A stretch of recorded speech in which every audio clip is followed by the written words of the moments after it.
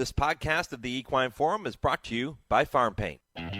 When it's time to paint the fences and barns, think Farm Paint. At Farm Paint, you get the industry's best coatings and paints factory direct at low, low prices. Farm Paint is your source for quality paints, roof coatings, dustless arena footings, and more. You can purchase online or drop into a Farm Paint store near you with locations in heart of bluegrass country at 700 Phillips Lane in Lexington, Kentucky, Columbus, Ohio, and Sandusky, Ohio. Buy factory direct and save at farmpaint.com. That's farmpaint.com.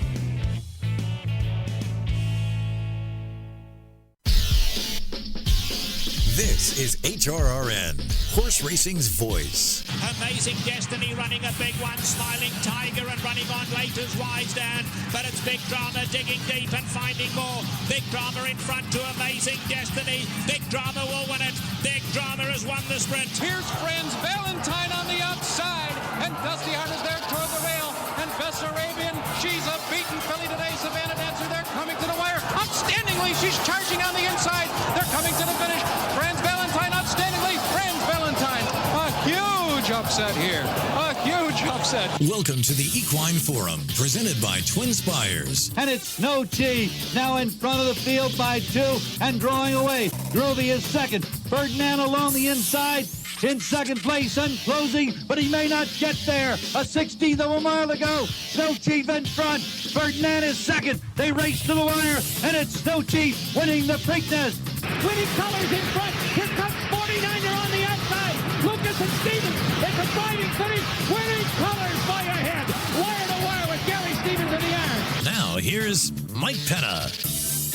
Good morning once again, everyone. Happy Memorial Day weekend. Mike Penna, Baron in the backstretch, welcoming you to the show that launched a network. It is the Equine Forum, presented by TwinSpires, and it's all right here on the Horse Racing Radio Network. Excited to have you back in the starting gate with me once again on this Saturday morning. You're with me right up until 11 a.m. Eastern on Sirius 162, XM 207, our affiliates in Lexington, Louisville, and across the country, streaming worldwide and podcast on our website, horseracingradio.net, or wherever you are listening to your podcasts.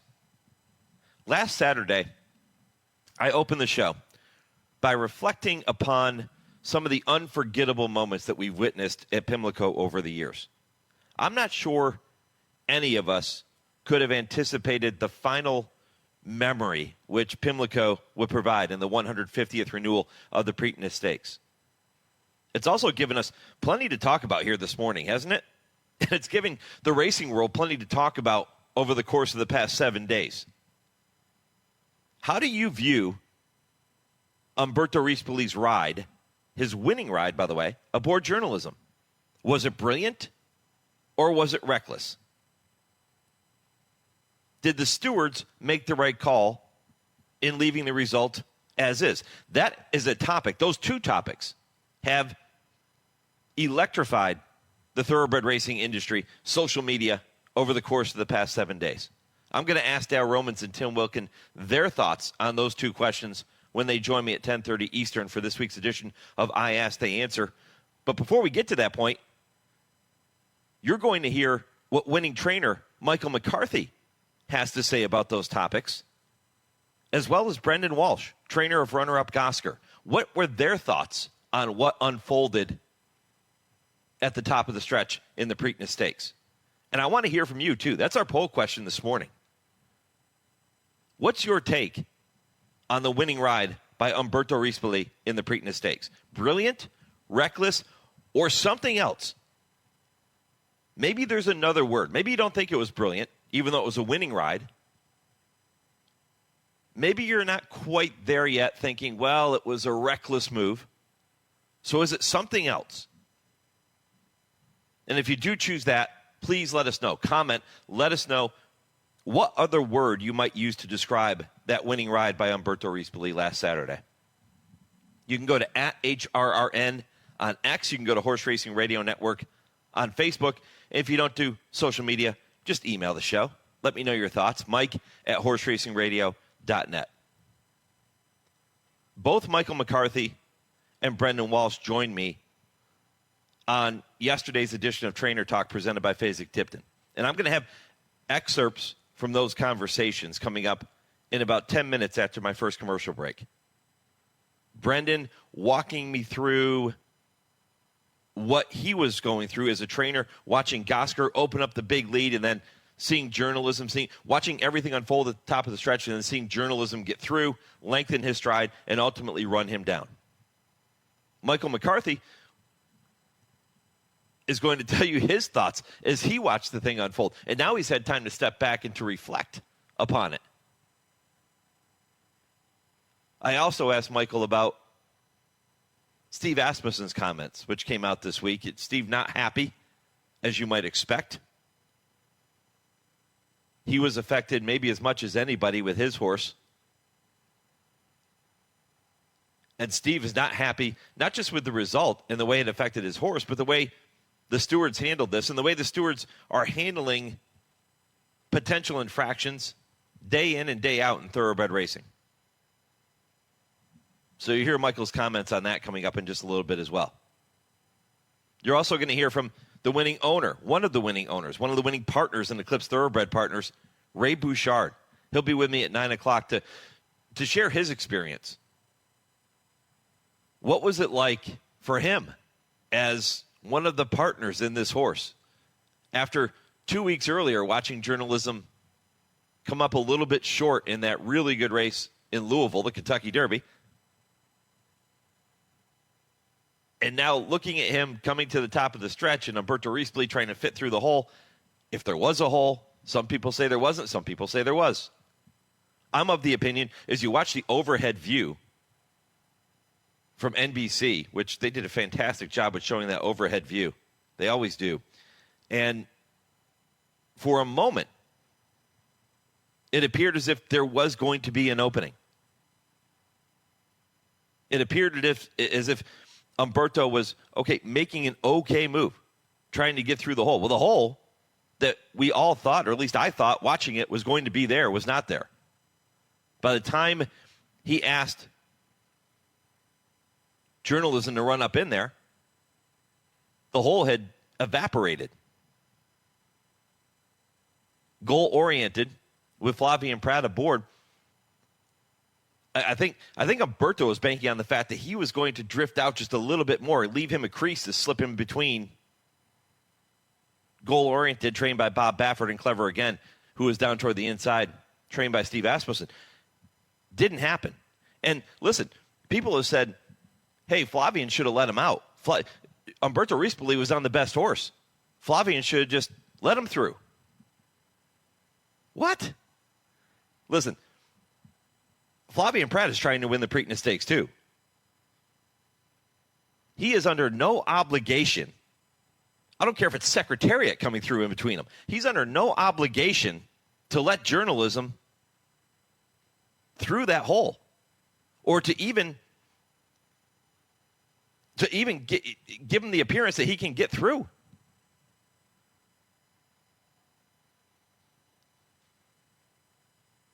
I don't see anything wrong with Flavien Prat not letting journalism through. You're out there to win. Now, if journalism had run up in there, if there was a hole, and then Flavien pulled his horse in and knocked him off stride, okay, that's an infraction. You can't do that. But that's not what happened here. It appeared as if for a second there was going to be a hole. Umberto started to go up in there. There wasn't a hole. Flavien's under no obligation to pull his horse out and let him through. And it got tight, and it got rough. All credit to journalism here. Whether you like the ride, whether you hate the ride, whether you're somewhere in between, you got to love the way journalism responded. This is a tough horse. He's a gutsy horse.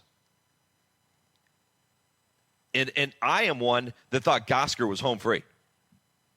I didn't think there's any way, even when he gets through, well, he's not going to run him down.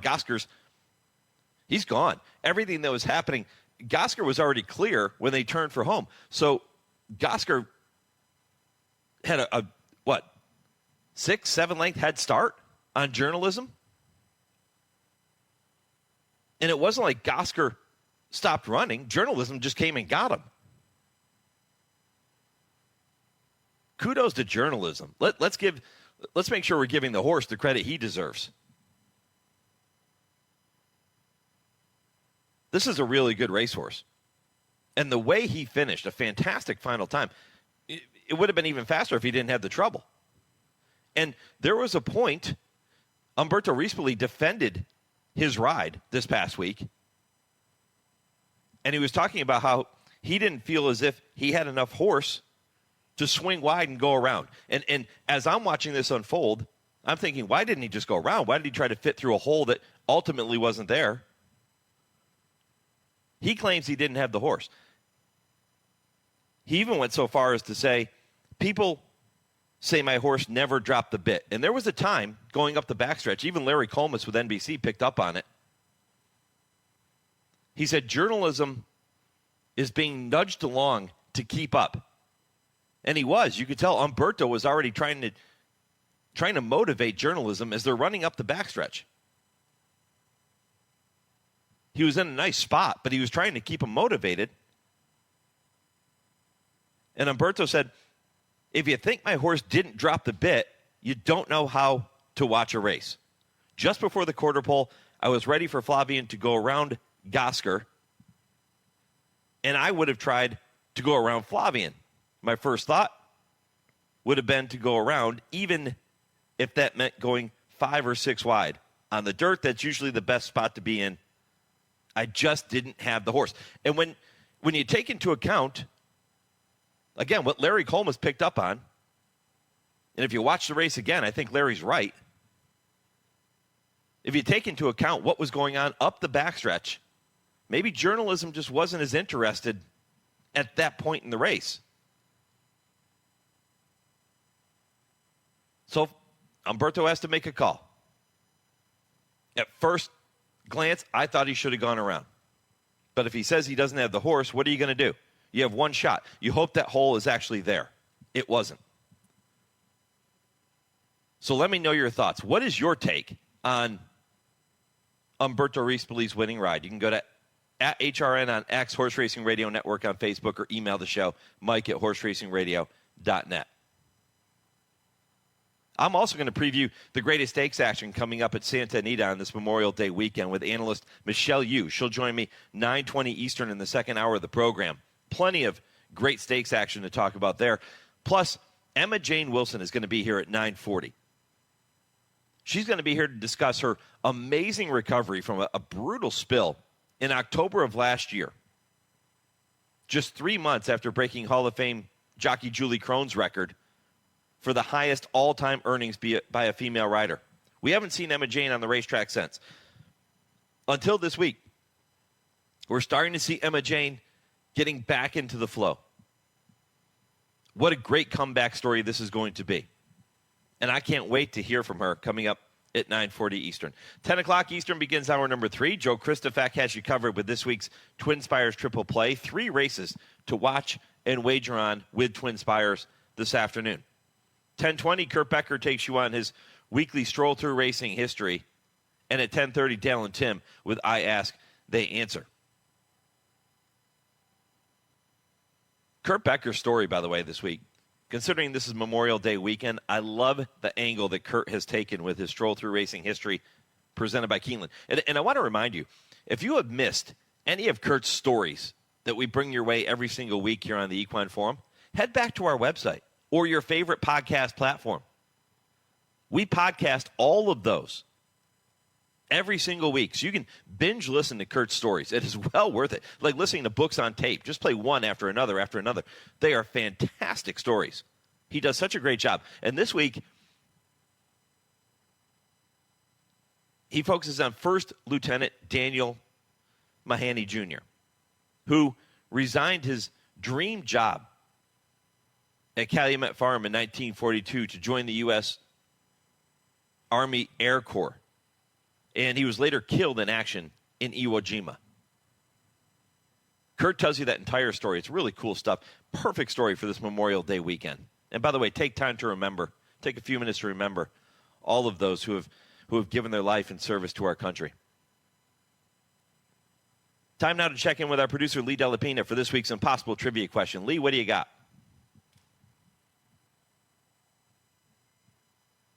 All right, Mike, here's one for all the cinema files out in the audience. What is the name of the 1937 Marx Brothers film in which a veterinarian posing as a doctor teams with the singer and his friends as they struggle to save an upstate New York sanitarium with the help of a misfit racehorse? What was the name of the film? No Googling. We'll give out the answer at the end of the show. Fun question this morning. Man, I don't know where he comes up with them, but these are challenging questions. I hope you get it right. We're going to reveal the answer coming up at the end of the show right around 10:55 Eastern, so stay tuned for that. All right, when I come back, you're going to hear from trainers Brendan Walsh and Michael McCarthy. That's next on the Equine Forum, presented by TwinSpires on HRRN, horse racing's voice. Race to TwinSpires, where you can unlock a $25 risk-free bet. Just use the code HRRN25 when you sign up. And if your first bet doesn't win, TwinSpires will refund your account up to $25. Wagering on the app is fast with free past performances, insider picks, and power plays every day you wager. TwinSpires. Download the app today to earn your $25 risk-free bet. Void where prohibited. For terms and conditions, visit TwinSpires.com. Must be 18 or older, 21 and older where applicable. For help with a gambling problem, call 1-800-GAMBLER. Tom Ryan, managing partner of SF Bloodstock, told TDN graded stakes are the true measure of excellence. Journalism is sensational run despite traffic. Journalism has taken Eclipse Thoroughbred Partners on quite a ride through this year's Triple Crown. He followed up his strong runner-up performance in the Kentucky Derby with one of the most impressive Preakness victories in the 150-year history of the Middle Jewel. 13 seasons of honoring tradition, inspiring innovation, and making history. Learn more about joining Eclipse Thoroughbred Partners at eclipsetbpartners.com. Tenda Equine and Pet Care products have been keeping world-class equine athletes happy and healthy for generations. Keep your equine athlete looking and performing well with Tenda Next Generation Wound and Skin Care Treatment, along with nutritional supplements, leg and muscle care products, salves, hoof care, poultice, topical aids, and grooming products. Visit tendahorse.com today.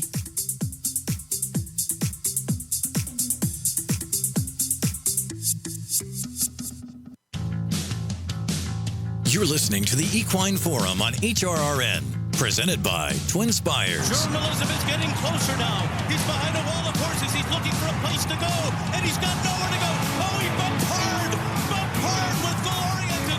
In the meanwhile, Gosger's running the race of his life, and Sandman has entered the scene, and he has moved up on the far outside. Journalism is still running on. He's back into second. He might even win it. Here's the wire. Oh, my goodness. Journalism has won the Preakness Stakes in a performance like you read about.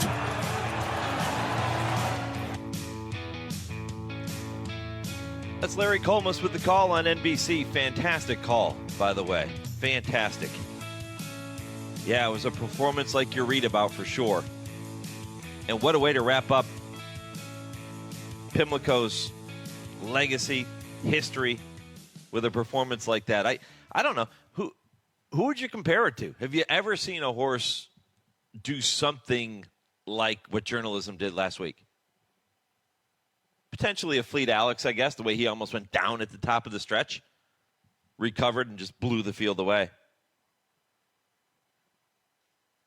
Fantastic. Great. Kudos to Journalism. By the way, Journalism, on his way to this Triple Crown, winner of the Santa Anita Derby, and the tradition continues through the Hollywood meet. 90 years of running at the Great Race Place. Yeah, racing's still ongoing, and it's a big weekend. It is Gold Cup weekend with special holiday racing coming up on Monday. First post at Santa Anita today through Monday is 1 p.m.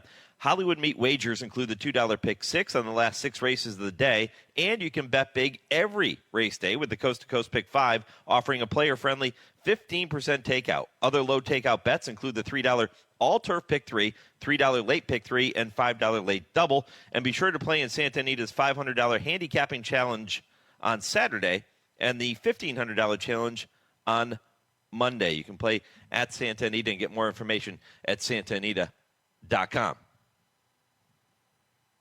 Well, it's a busy show. And, again, I mentioned in my opening comments that Brendan Walsh, Michael McCarthy, 1-2. Michael McCarthy, the winner with Journalism. Brendan second with Gosger in the Preakness last week.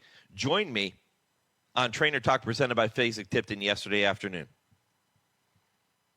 I encourage you, after you hear these excerpts from those conversations, to go back later, listen to the full show, because there was so much more that we talked about in addition to what you're going to hear on the Equine Forum here this morning. So do yourself a favor, head back, listen to that full hour show. I think you're really going to enjoy it. But Brendan Walsh joined me in the first half of the program, and I asked him, what it was like sitting there watching Gosger open up. I thought he was home free. Here's what Brendan had to say about watching the race live at Pimlico. Yeah, no, it was a good weekend, really, Mike. A little disappointing, to finish second in both the Preakness and the Black-Eyed Susan, and just get nailed with both of them. They were very similar, actually. But everybody showed up. Everybody ran well for the most part, if not in Pimlico, then in Kentucky as well, and everywhere else. And, look, once the horses are running well, that's the main thing. The wins will come. Little disappointed not to win one of the big ones. But, on the same hand, like I said, everybody ran well, so we'll take that. I got to tell you, Brendan, I thought Gosger was home free. What a race he ran. Yeah, he did run a very good race. I mean, and you like it, a lot of other people thought he was home free. It was going to, from what went on behind him, it was going to take a very, very good horse to get him, because I don't think Gosger did anything wrong whatsoever. And yeah, I mean, I guess it was a very, very good horse that came and got him. So, but no, we were very proud of the horse. I mean, we weren't surprised. We were confident he was going to run a big race, and like I said beforehand, if we realistically thought he could finish in the first three, then we were going to take a shot, and I think we were proven right. Put me in your shoes for a minute. What was it like watching him open that lead in the stretch, and then you start to see journalism have that trouble, and he gets free, and now you see him lengthen the stride? What was that like for you watching that unfold? I mean, it was great, because I loved how the horse ran. I mean, he traveled really well. He opened up really well, and I was just delighted with him, the way he ran. And then you think, God, I might be about to win this, and so it was a little disappointing. Right after, it was a little disappointing in that not in the horse or not in anybody or in yourself, but just that you came so close and didn't quite get it done. But it's not the first disappointment we've ever had, Mike, and it won't be the last either. So, for all the wins that you have, you get a lot of disappointments in this game, and that was one of them. But I'm sure it's got its own way of evening things out. So I'm sure somewhere down the line we'll get paid for it. Yeah, it's a lot like a hitter in baseball, and I've used this analogy before. You can have a hitter that steps up to the plate and hits the ball sharply every time, but he hits it right at somebody, and he goes 0 for 12. And then all of a sudden he has a broken bat blooper that just finds its way into the outfield somehow in between three defenders, and all of a sudden he's off the schneid and he gets rolling. Kind of the same thing with horse trainers, isn't it? Absolutely. I mean, that's the thing. It's uncanny. Sometimes you're on a good roll and you go up there with a horse you think is a half chance, and they go and win and things go your way. And then when things are going bad, they tend to go really bad. So, it turns you into an eternal pessimist. But, it's still great. Listen, when it goes right, and look, it was great to be to have the horse run so well the other day. It was great to have that and to have that experience and have a horse that's good enough to nearly win a Preakness. And I think the horse is still improving. And I think he did a lot of very, very good things the other day himself. And beat some very good horses the other day. So, if he improves again off of Saturday, which I think he will, it should put him right up there with the very best of them, Mike. Gosger's fantastic effort is kind of overshadowed by what really has been the talk of horse racing media and the racing world throughout the week. Umberto Rispoli's ride aboard journalism, where he essentially put himself into a position and bowled his way through in between horses, and he was very lucky to come out of that and get through, and then, as we know, the rest is history. What was your assessment, Brendan, of what you saw unfold at the top of the stretch? I thought that, I didn't think there was a hole there. I talked to a friend of mine who very experienced jockey in Europe, and he couldn't believe what happened the other day. He's seen thousands of races. We've all seen thousands of races. There wasn't really a gap there. He made the gap. Listen, he was on the best horse. I mean, if he'd have went around, then who knows? But there wasn't a hole there, and we're probably lucky that it didn't end up a lot worse, which would have been detrimental, really. I was surprised it wasn't looked at after. I'm not complaining. Hats off to journalism. I think he was the best horse in the race anyway. But that's what I think. I don't think there was a hole there, and he probably should have went around. But he probably didn't think he had time to go around. I can understand it from his point of view too. He had to try and make the thing work. But that's the way it was. And like I said, he was the best horse in the race in the end. I mean, to find what he found, and who knows, if he had went around, maybe he would have won anyway. But yeah, that was my take on it. Somewhat disappointed, Brendan Walsh. Not disappointed, as you heard him say, in the horse, or he's actually very proud of Gosger for his effort. Not disappointed in the team or himself, just disappointed he came up short in trying to win the Preakness Stakes, ran a fantastic race. So much more involved in that conversation. That was about 6 minutes of what was a 30-minute conversation with Brendan. He talked about what might be next for Gosger. He talked about what he might do with the $50,000 that he earned as a trainer bonus last weekend for what was a magical weekend. It wasn't just about Gosger, runner-up in the Preakness. He started that clip you just heard talking about the fact that he was runner-up also in the Black-Eyed Susan the day before. So the 3-year-old filly race, and then the classic race for the 3-year-old boys, he ends up second in both, and in very similar fashions.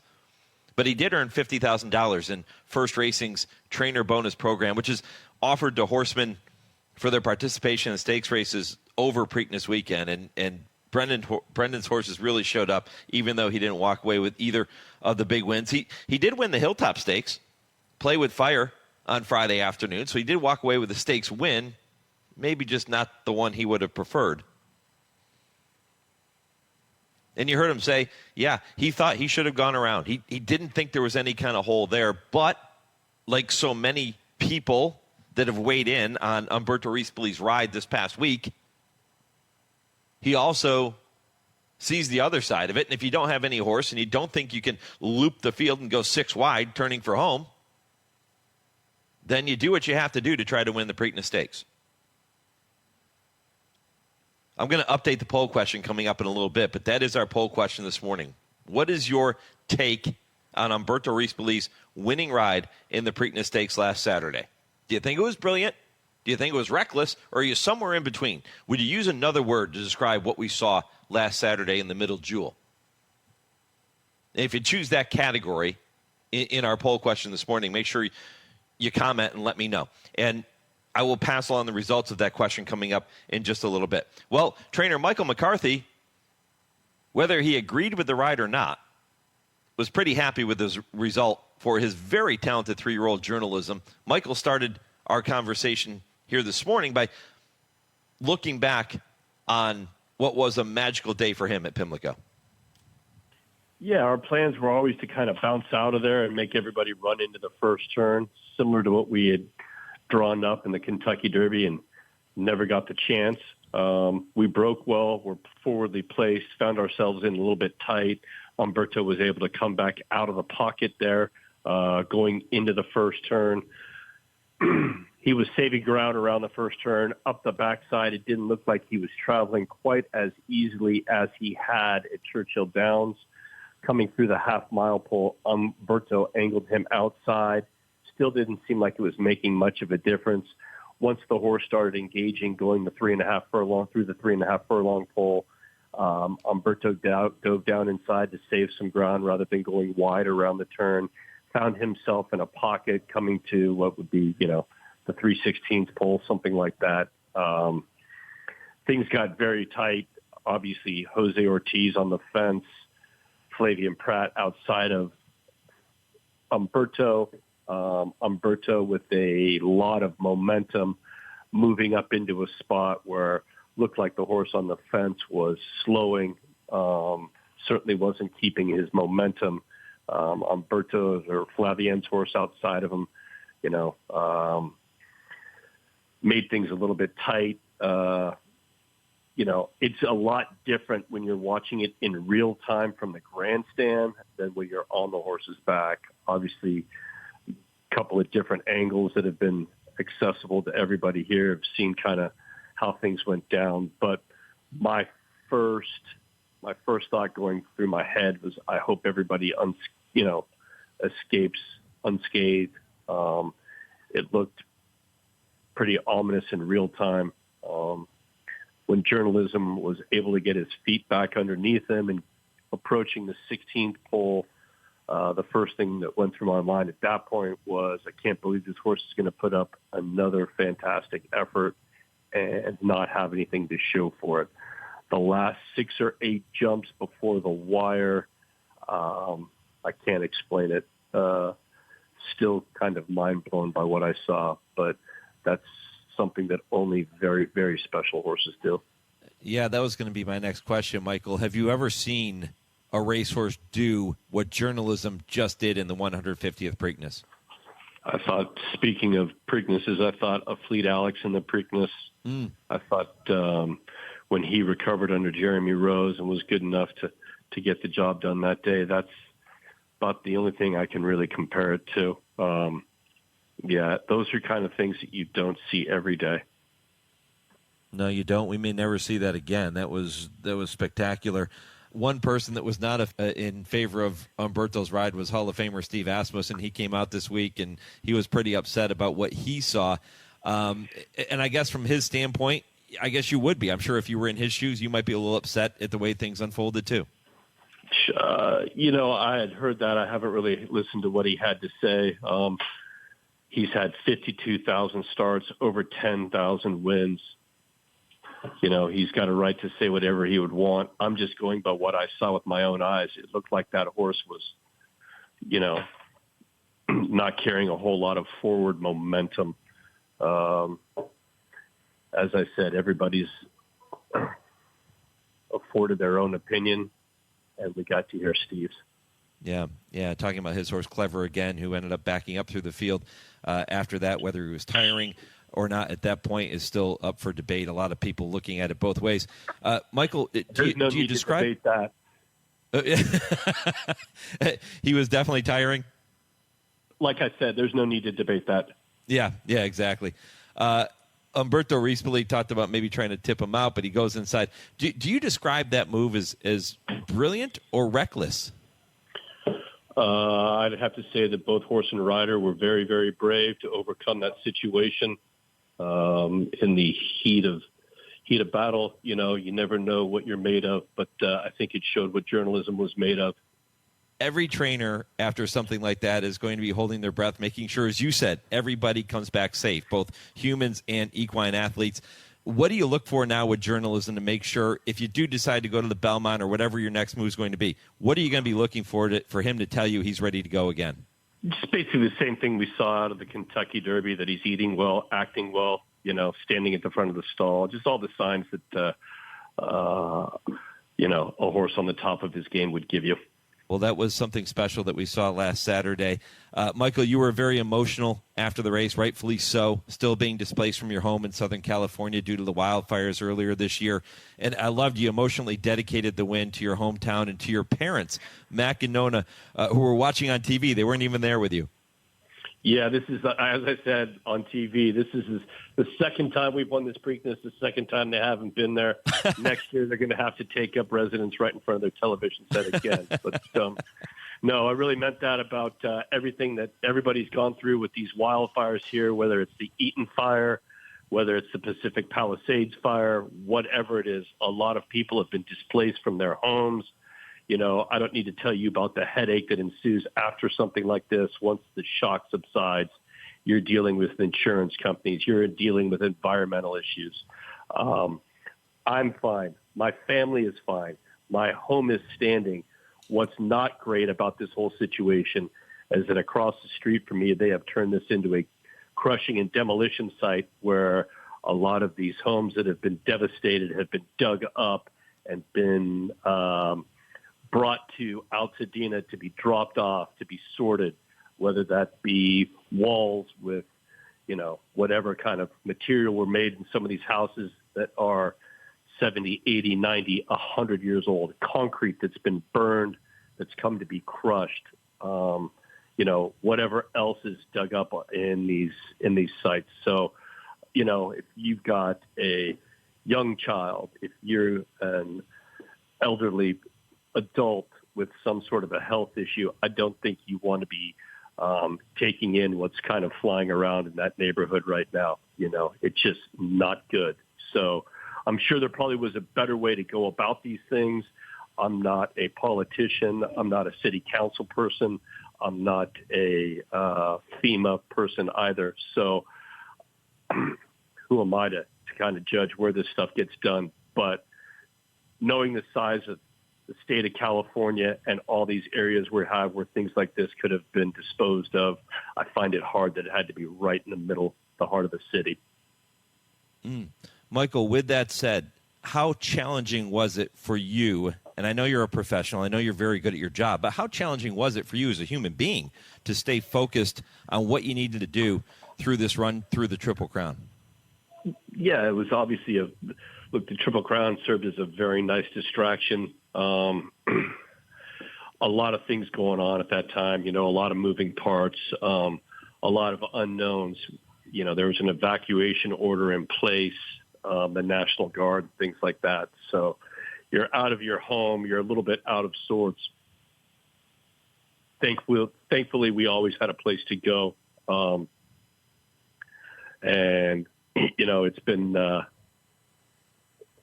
real learning experience. As I said on Saturday afternoon, you know, I fully expected to go over there and give a good account of ourselves in the Kentucky Derby, possibly even win. You know what? The horse was second best on the day, but it put a lot of things in perspective. We'll get the opportunity to go ahead and try him again at another time. There's only one Kentucky Derby, but you know what? Things like that are pale in comparison to people that have lost everything. Well, you'll get to pay attention to several runners over the next couple of days at Santa Anita. Let's talk about those horses for just a minute, Michael. Let's look ahead to the Santa Margarita Stakes, the Grade 2, coming up on Sunday afternoon. Princess of Time, your runner in there. Tell me about Princess of Time. This was a filly last year, or even the year before last, I thought was going places. It took her some time to kind of mature and fill out into her frame, and had a couple of niggling things. We had some troubles getting her back to the races, and finally this year she's been very sound, very healthy. Was frustrated not being able to get the proper kind of race to go, so I ran her in a 2-over-van allowance race against the boys off of a 13-month layoff, going a route of ground. You just, here in California, sometimes you're up against it. So I needed to run. That was the spot we chose to run in, and I thought this filly ran very well. Fast forward, 6-7 weeks, here we are in against our own sex, going 1 mile and an 8. We're hoping this filly gets to pick up some black type this weekend. All right, that is on Sunday. On Monday, Memorial Day, you'll have Liguria going in the Grade 1 Gamely. Talk to me about that race. Yeah, that's a filly that came to us with definitely what looks like on paper a very nice resume. And John Clay, Alpha Delta Stables, had been eager to try to add more black type there and send her out here to California, where there's a lot of these turf races for these fillies here. Fillies had 2 races, both of which I thought were very good. Her last race resulted in a big win and a wonderful ride from Flavian Pratt. We step up to a mile and an 1/8 on Monday. I don't think the distance will be an issue for this filly.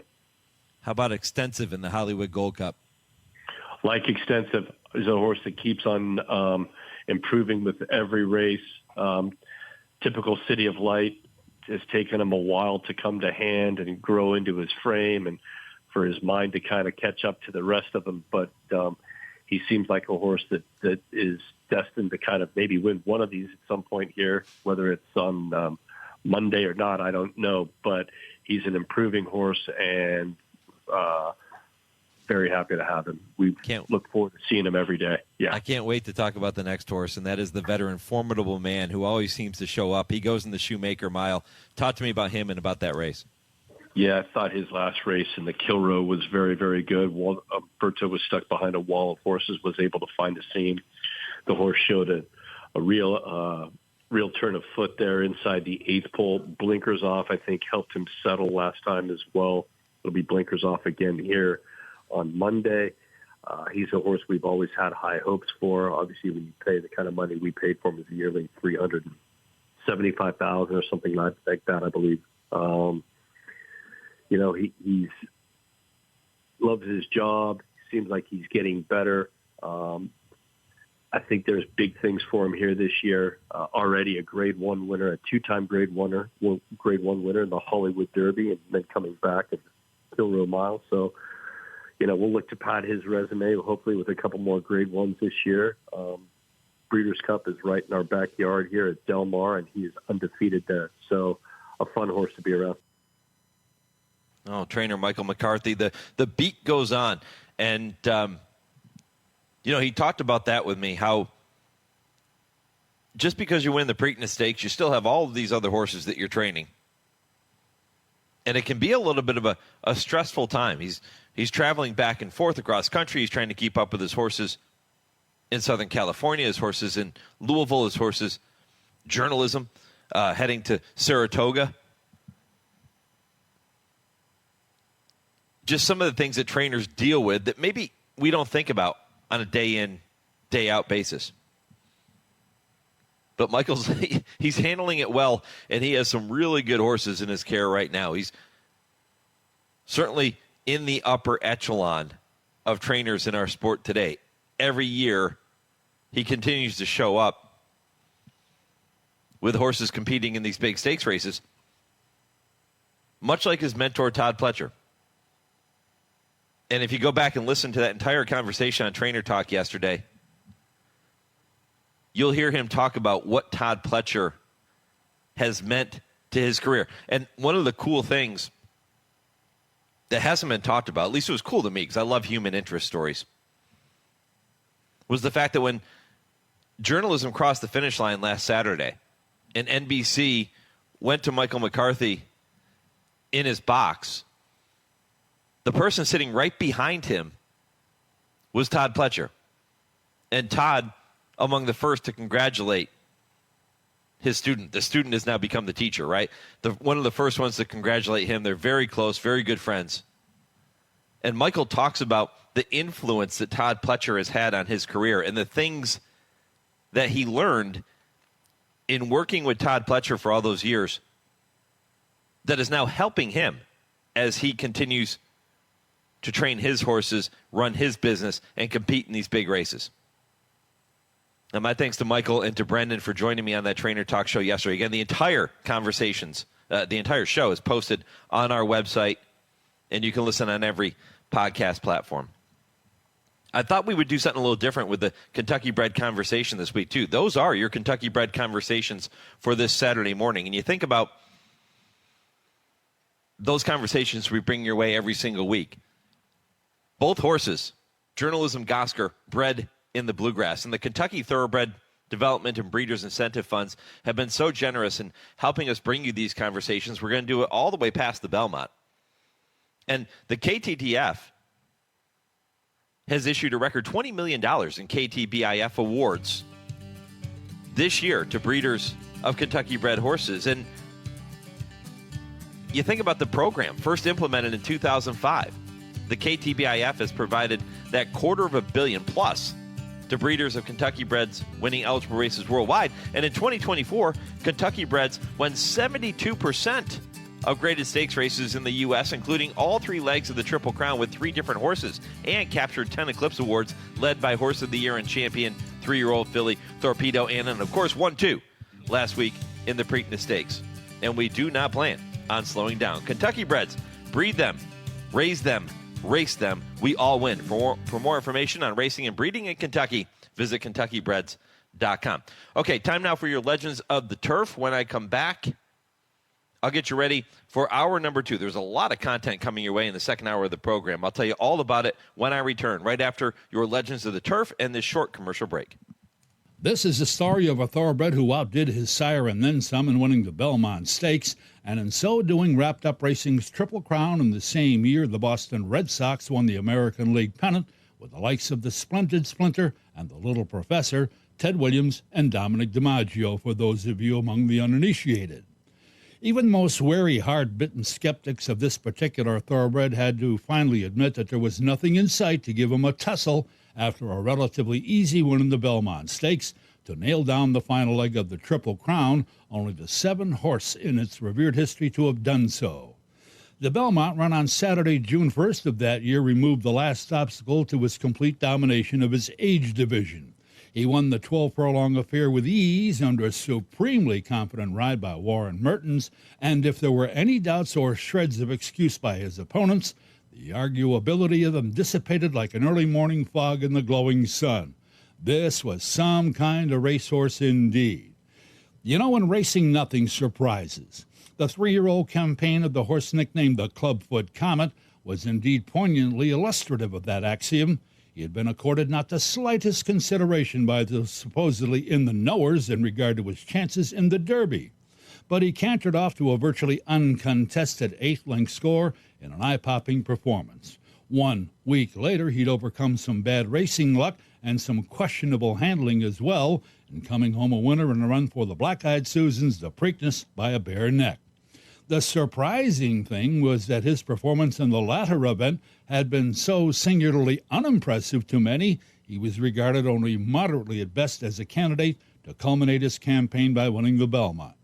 Well, all he did was dispel any last vestiges of dubiousness by racing to a victory that, in its own way, was even more decisive than his Derby score. Old-timers and youthful aficionados alike now realized, sit up and take notice time for this horse. If this great thoroughbred had any shortcoming, it was that aesthetically he was nondescript at best. Many often said the best thing about him was the caliber of his competition. That was as blatantly demeaning as tell a young lady she has as much class as a telephone pole. He never looked pretty. He was blue-collar, lunch pail, punch-the-clock type who knew what he had to do, and he did it. He wasn't the object of adulation and excitement because of his appearance. No, indeed. That came as a result of his ability to do what he was born to do, run. And run he could. Oh, yes, his competitors were not noteworthy, to be sure, not because they actually were, but rather because he made them look that way by his ability. His sire, Bull Venture, bowed a tendon after the Preakness and could not win the final leg of the Triple Crown, although he was as game as a thoroughbred could be. This horse, with a slight disfigurement in one of his forelegs, had no trouble, other than the aforementioned problems in the Preakness, in nailing down each of racing's jewels of the Triple Crown. His sire, Bull Venture, had won a marvelous Derby in closing from 11th place to whip Brevity, and then had barely outlasted Granville to win the Preakness. Although there may not have been any Brevities or Granvilles to challenge our subject for this piece, there can be absolutely no denying he outdid his illustrious sire and joined Sir Barton, Gallant Fox, Omaha, War Admiral, Whirlaway, and Count Fleet as members of a very select company, Triple Crown winners. That marvelous thoroughbred who went on to become an outstanding handicap horse was none other than Assault, affectionately named the Clubfoot Count. This is HRRN, horse racing's voice. Race to TwinSpires, where you can unlock a $25 risk-free bet. Just use the code HRRN25 when you sign up. And if your first bet doesn't win, TwinSpires will refund your account up to $25. Wagering on the app is fast with free past performances, insider picks, and power plays every day you wager. TwinSpires. Download the app today to earn your $25 risk-free bet. Void where prohibited. For terms and conditions, visit TwinSpires.com. Must be 18 or older, 21 and older where applicable. For help with a gambling problem, call 1-800-GAMBLER. Monmouth Park's summer season rolls on with live racing action starting at 12:50 every weekend. Monmouth's 2025 season featured increased total handle for the fourth straight year. The biggest pools means bigger payoffs. New for 2025, Monmouth introduces a 50-cent middle pick 5, joining the win early pick 5 on the wagering menu. With a stakes race every Saturday and Sunday, Monmouth Park is your summer place to profit. Attending on site, lock in your odds with fixed odds wagering at Monmouth Park Racetrack.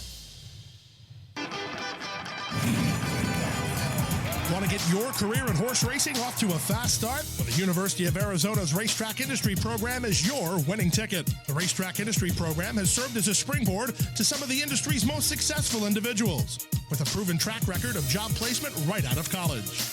If you want to earn a degree in the exciting horse racing industry, the Racetrack Industry Program can put you in the winner's circle. Scholarships are available. Visit rtip.arizona.edu. You're listening to the Equine Forum on HRRN, presented by TwinSpires. Diggs causes on the outside of Alessandro at the top of the stretch. And it's Alessandro asked for everything he has. Diggs causes on the outside, put the left-handed pressure. Mike Fox in a third position, and include us as fourth. Alessandro, Mike Fox is coming hard on the outside. Alessandro and Mike Fox on the outside. Mike Fox got it, and Emma-Jayne Wilson becomes the first female jockey to win the Queen's Plate in 148 years, and she does it with a masterful ride aboard Mike Fox. I miss that voice of Dan Loisel, legendary Woodbine announcer for many, many years. That was a call of the 2007 Queen's Plate, won by Emma-Jayne Wilson. Emma-Jayne is going to be here, 9:40 Eastern. You won't want to miss that conversation. She's coming back from what was just a horrific spill last season. And she is working her tail off to get back. And I'm going to ask her, what makes a jockey want to do that?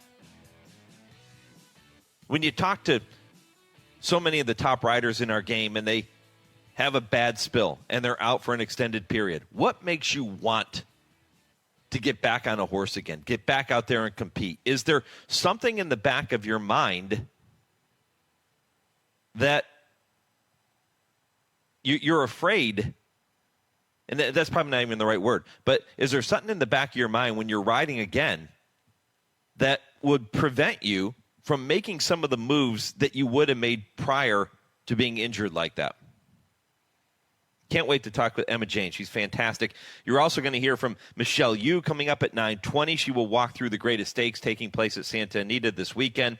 And we'll kick off hour number 2 in about 10 minutes with Ray Bouchard, who is one of the Eclipse Thoroughbred partners involved with the ownership of Preakness Winter Journalism. That should be a lot of fun. So all kinds of things to get to here this morning. We're going to do all of that coming up in hour number 2. Hour 3 begins with Joe Kristufek and the TwinSpires Triple Play, 10 o'clock Eastern. Kurt Becker with a Memorial Day edition of his Stroll Through Racing History, focused on First Lieutenant Daniel J. Mahaney Jr., who resigned his dream job at Calumet in 1942 to join the U.S. Army Air Corps, and he was later killed in action in Iwo Jima. Wonderful story on this Memorial Day weekend. That comes your way at 10:20, and at 10:30, Dale and Tim with I Ask, They Answer. We're going to talk about certainly the ride by Umberto Rispoli. I'll ask them if they feel it was reckless or if they feel it was brilliant or maybe somewhere in between. That's the question I'm asking you this morning as well. And so many of you are taking time to weigh in on X and on Facebook. Michael says on Facebook it was risky. Darren responds and says, Between Horses was the only choice. Started to open up. Pratt tried to close. Pratt's horse overreacted a bit. Most affected was the 8 on the rail. Jock backed him completely out. Journalism is a badass horse. That's from Darren on Facebook. Larry, LT in Louisville, sends an email to us, and he's okay with it. Cojones. Like Al Davis said, just win, baby. Big money race, big money ride. You're going to have people on both sides of the fence. It's been like that ever since the race concluded last Saturday. There are going to be plenty of people that feel it was completely reckless, bad move, and there are going to be other people that will back Umberto Rispoli's ride. I want to hear from you. You can go to @HRRN on X, Horse Racing Radio Network on Facebook, to cast your vote. Hour 2 is coming up shortly. I'll tell you more when I return. This is the Equine Forum on the Horse Racing Radio Network. Did you receive a call or message that mentioned Social Security and demanded immediate action? Did the caller know your Social Security number or other personal information and tell you that your Social Security number had been used in connection with the crime?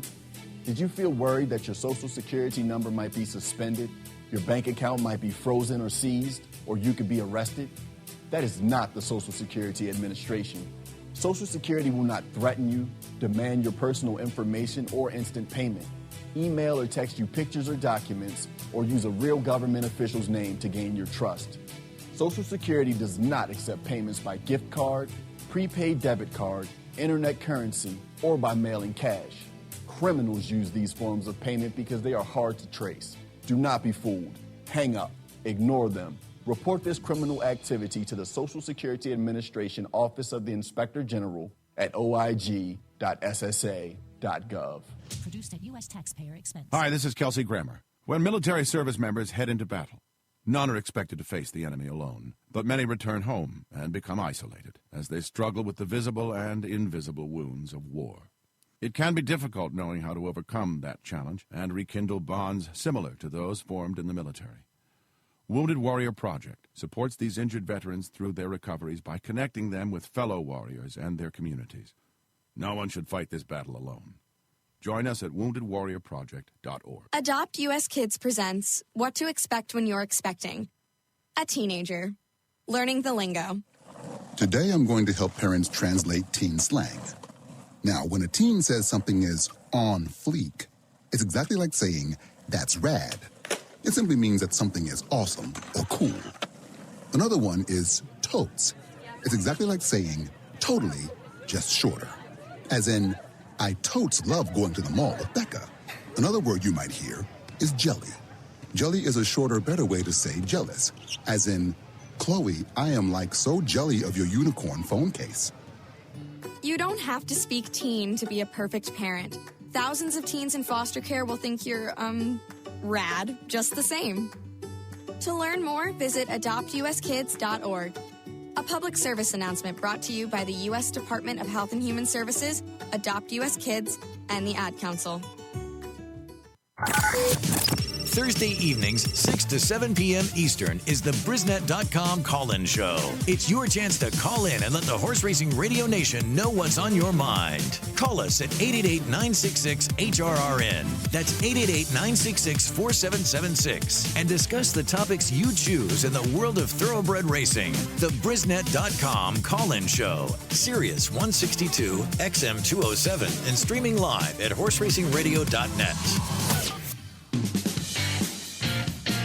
You're listening to the Equine Forum on HRRN, presented by TwinSpires. And then comes Gear Jockey next and third. Far outside, it's Gregorian Chant. Towards the hedge is Change of Control and Casa Creed. They are in the stretch. The half in 44-4. Arrest Me Red and True Valor. They're right together. Casa Creed looking for a way out here. Casa Creed now moves to the outside as they come for the 16th pole. It is True Valor. Arrest Me Red. Casa Creed on the outside. They're coming on for the finish. Casa Creed wins again. Second straight year, Casa Creed wins the Grade 1 Jaipur, and he did it today in 6 furlongs in 1 minute 7 2/5 seconds. Another outstanding announcer, another unique voice to have on the program. Joining Dan Loisel is John Imbriel. We'll miss John Imbriel at the mic.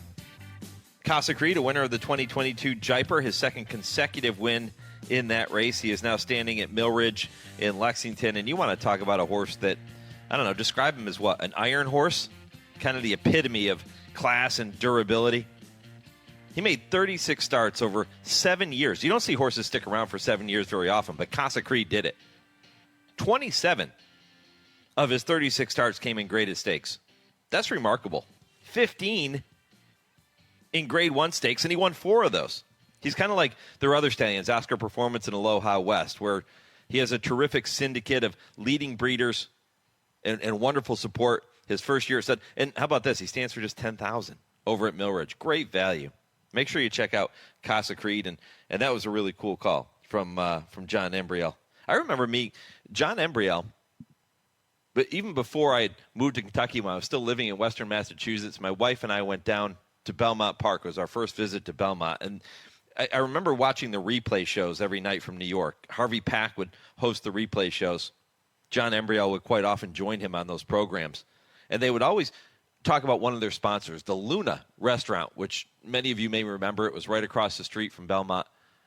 And I remember going there because they talked about it on the show. I said, we have to try Luna. We have to try Luna. Their advertising worked, I think, just like it does for a lot of our sponsors here on the network. And my wife and I went to dinner there, and there's Harvey Pack and John Embriel having dinner together. And again, we were just getting interested in horse racing, and it was so cool to be able to see them there. And John Embriel, Harvey, they couldn't have been nicer. Every single time I had the opportunity to meet them, spend any time with them, just wonderful people. Harvey missed, and again, John Embriel going to be missed behind the microphone too. If you're going to be in Lexington, speaking of restaurants, you're going to be in Lexington, you want to go to a good one, go to Tony's of Lexington. They are right behind Rupp Arena on Main Street. And I tell you every week, if you want an incredible steak with a wonderful atmosphere, great wine list, head over to Tony's. They will take care of you. They tell me the sea bass is pretty good too, but I don't eat fish. But I can speak for the steak. The Sir Barton is a New York strip. I think it's like 14 ounces, boneless. My goodness. The fillet's fantastic. The bone-in ribeye, just incredible. And you can't do better when it comes to an atmosphere and great people and great service. It's Tony's of Lexington. You go over, you tell them that the Baron told you to come in and enjoy a great meal and to check out the Sir Barton. That is my favorite. I've had them all, but my favorite by far is the Sir Barton. All right, when I come back, I'll kick off hour number 2. We'll do that with Ray Bouchard, who is one of the owners of Eclipse Thoroughbred Partners. We'll continue to look back on journalism's big win in the Middle Jewel. Hour 2 comes your way next, right after this 10-second pause for station identification. This is the Horse Racing Radio Network, where racing comes to talk.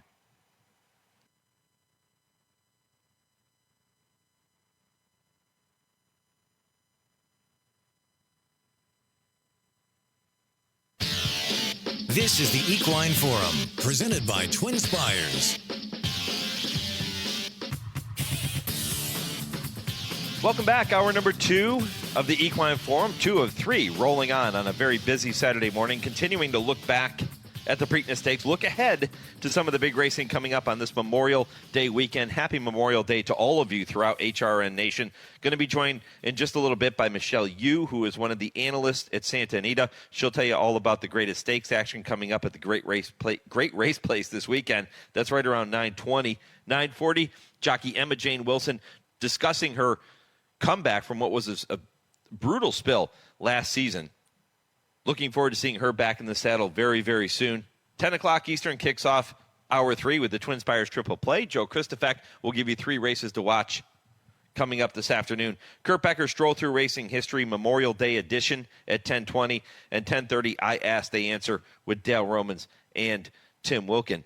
Don't forget, too, if you haven't heard it in the first hour of the program, get your thinking cap on, because going to reveal the answer to this week's impossible trivia question coming up toward the end of the show at 10:55 Eastern. What is the name of the 1937 Marx Brothers film in which a veterinarian posing as a doctor teams with a singer and his friends as they struggle to save an upstate New York sanitarium with the help of a misfit racehorse? Again, the answer comes your way, 9:55 Eastern Time. If you missed any portion of the first hour of the program, those conversations with trainers Brendan Walsh and Michael McCarthy, you know what to do. Head back to the website, check out the podcast whenever you get some time. You can do that too, and listen to this show and all of our shows on your favorite podcast platform. So wherever you access your podcast, type in Horse Racing Radio Network and follow along with all the shows and the great content we bring your way each and every week. Well, it was a pretty great day in Baltimore for the connections of Eclipse Thoroughbred partners. One of those partners is Ray Bouchard, who joins me now. Ray, good morning. Congratulations. Hey, Mike. Good morning. How are you doing today? Doing really well. Are you still on Cloud 9? Absolutely. And I'm anxious for more. Yeah, especially with a horse like this, right? My goodness, what a performance. Yeah, it was a pretty impressive performance by a very athletic colt. So just so blessed to be able to be part of that horse and to be part of the team. You heard me mention that Michael McCarthy, he joined me yesterday on our Trainer Talk program for about a 30-minute conversation. I played some of that conversation in the first hour of the program. And I asked him to walk me through the race. I said, what was it like, Michael, watching everything unfold up the backstretch, turning for home? What was it like for you as a trainer? So, Ray, I'll ask you the same question. What was it like for you as an Eclipse Thoroughbred partner watching everything unfold? Sorry, you're breaking up on me there, Mike. I apologize for that. Oh, no problem. What was it like for you as an owner watching everything unfold last Saturday? Yeah, well, I guess first off, we had gone to the Derby to watch journalism run second, and then, did the walkover and head of the lane there. We thought, we might have got there. And so when the Preakness came up, we had a family event, so I wasn't able to actually make it to Baltimore for the race. So I watched it on TV with my family, and it was actually up the backside. I thought he was in a pretty good position. But then when they got into the far turn and got into tight quarters, turning for home, and as soon as he got out of that, squeeze with goal on the outside, I took a look, and Gosger was like, oh my God, he's 5'6" in front. There's no way we'll have time to catch him. And then slowly he just started to accelerate, and it was a pretty amazing finish by an amazing athlete, that's for sure. It was, and kudos to journalism. And I think that many people this week, whether they liked Umberto's ride, hated Umberto's ride, whatever the case might be, the one thing everybody agrees on is that journalism is so athletic, and this was a legendary performance, if you will. Yeah, there's been some references to the Fleet Alex performance, but man, I've watched that replay about half a dozen to a dozen times, and he is such a gifted athlete, and for him to be able to come through that, how many legs did he lose when he got caught up in that squeeze? But for him to be able to come out of there, and I think some of the recent posts and some of the statements we've heard is it truly was like a Secretariat moment there in the last 250 yards. So pretty amazing. Yeah. Are you thinking, as you're watching Umberto make that move, Ray, I know for myself, I'm watching it, I'm going, and I'm cringing as all of this bumping is going on, just hoping that everybody, horses and humans, are going to be okay. Of course, he comes through it unscathed. But how about for you? Are you thinking, oh, please go around, please? And then when it happens, there's nothing you can do. You just hope for the best. Yeah, watching the replay, for a while I was thinking, okay, he's going to go around, he's going to be okay.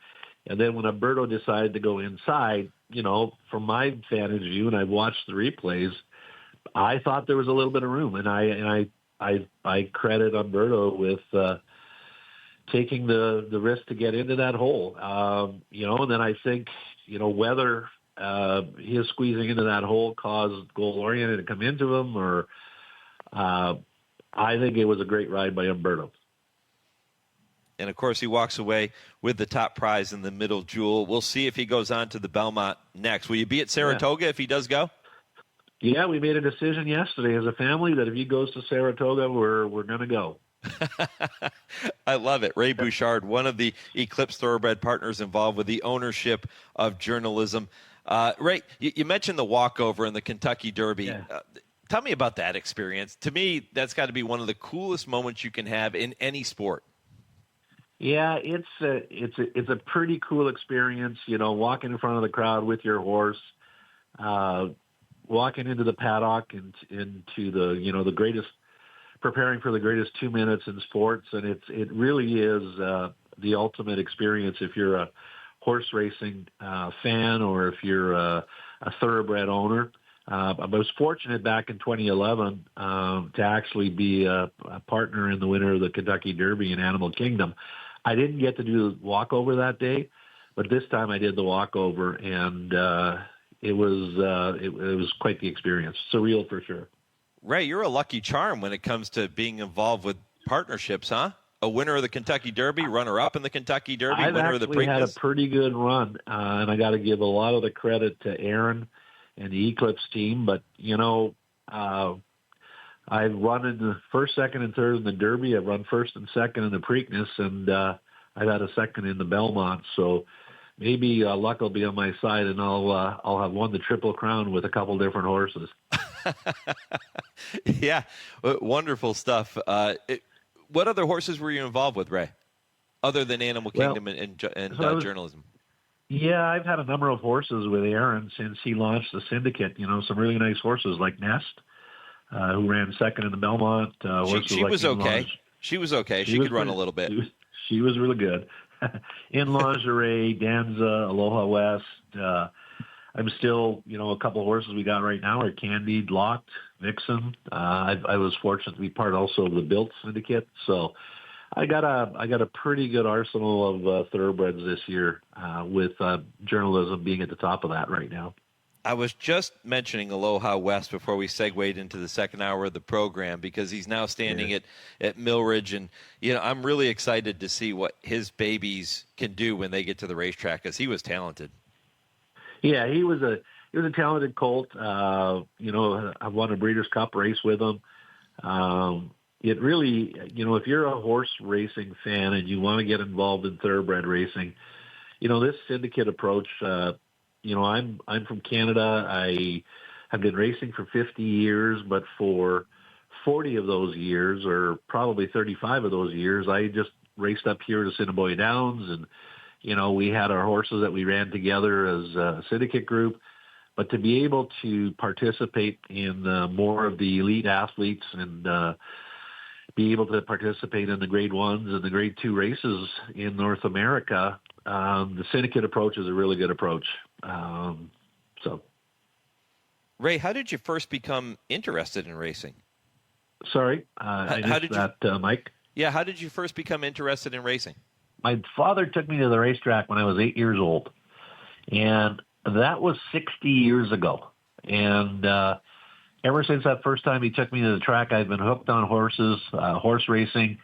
Claimed my first horse at the age of 17, so I have been racing thoroughbreds for 50 years.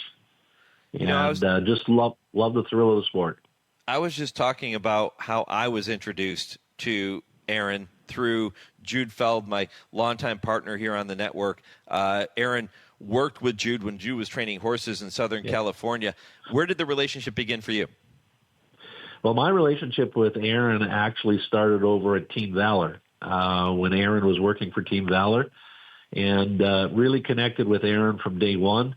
And then when Aaron decided to go out on his own, I think I participated in the first horse he ever syndicated, and I think it was a horse from Woodbine called Patriotic and Proud. And myself and a couple of my buddies actually came into that syndicate, and ever since then, I've been involved in a lot of Aaron's horses.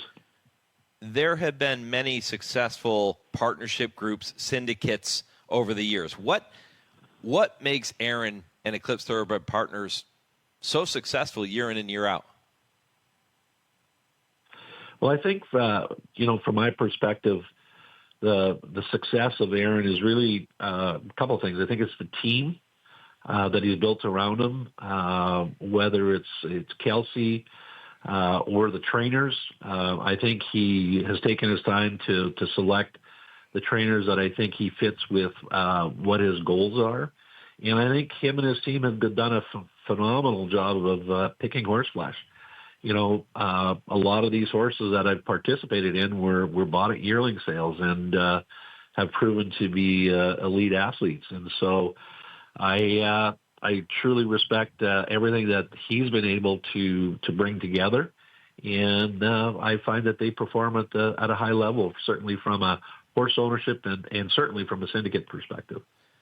Ray, there are people listening to this conversation now thinking, maybe that is an interesting way to dip my toe into the water, get involved with thoroughbred racing, and who knows, maybe you hit the home run and you come up with a horse like journalism. What advice do you give to potential new owners who have never been involved in the game, thinking about getting involved with a partnership group?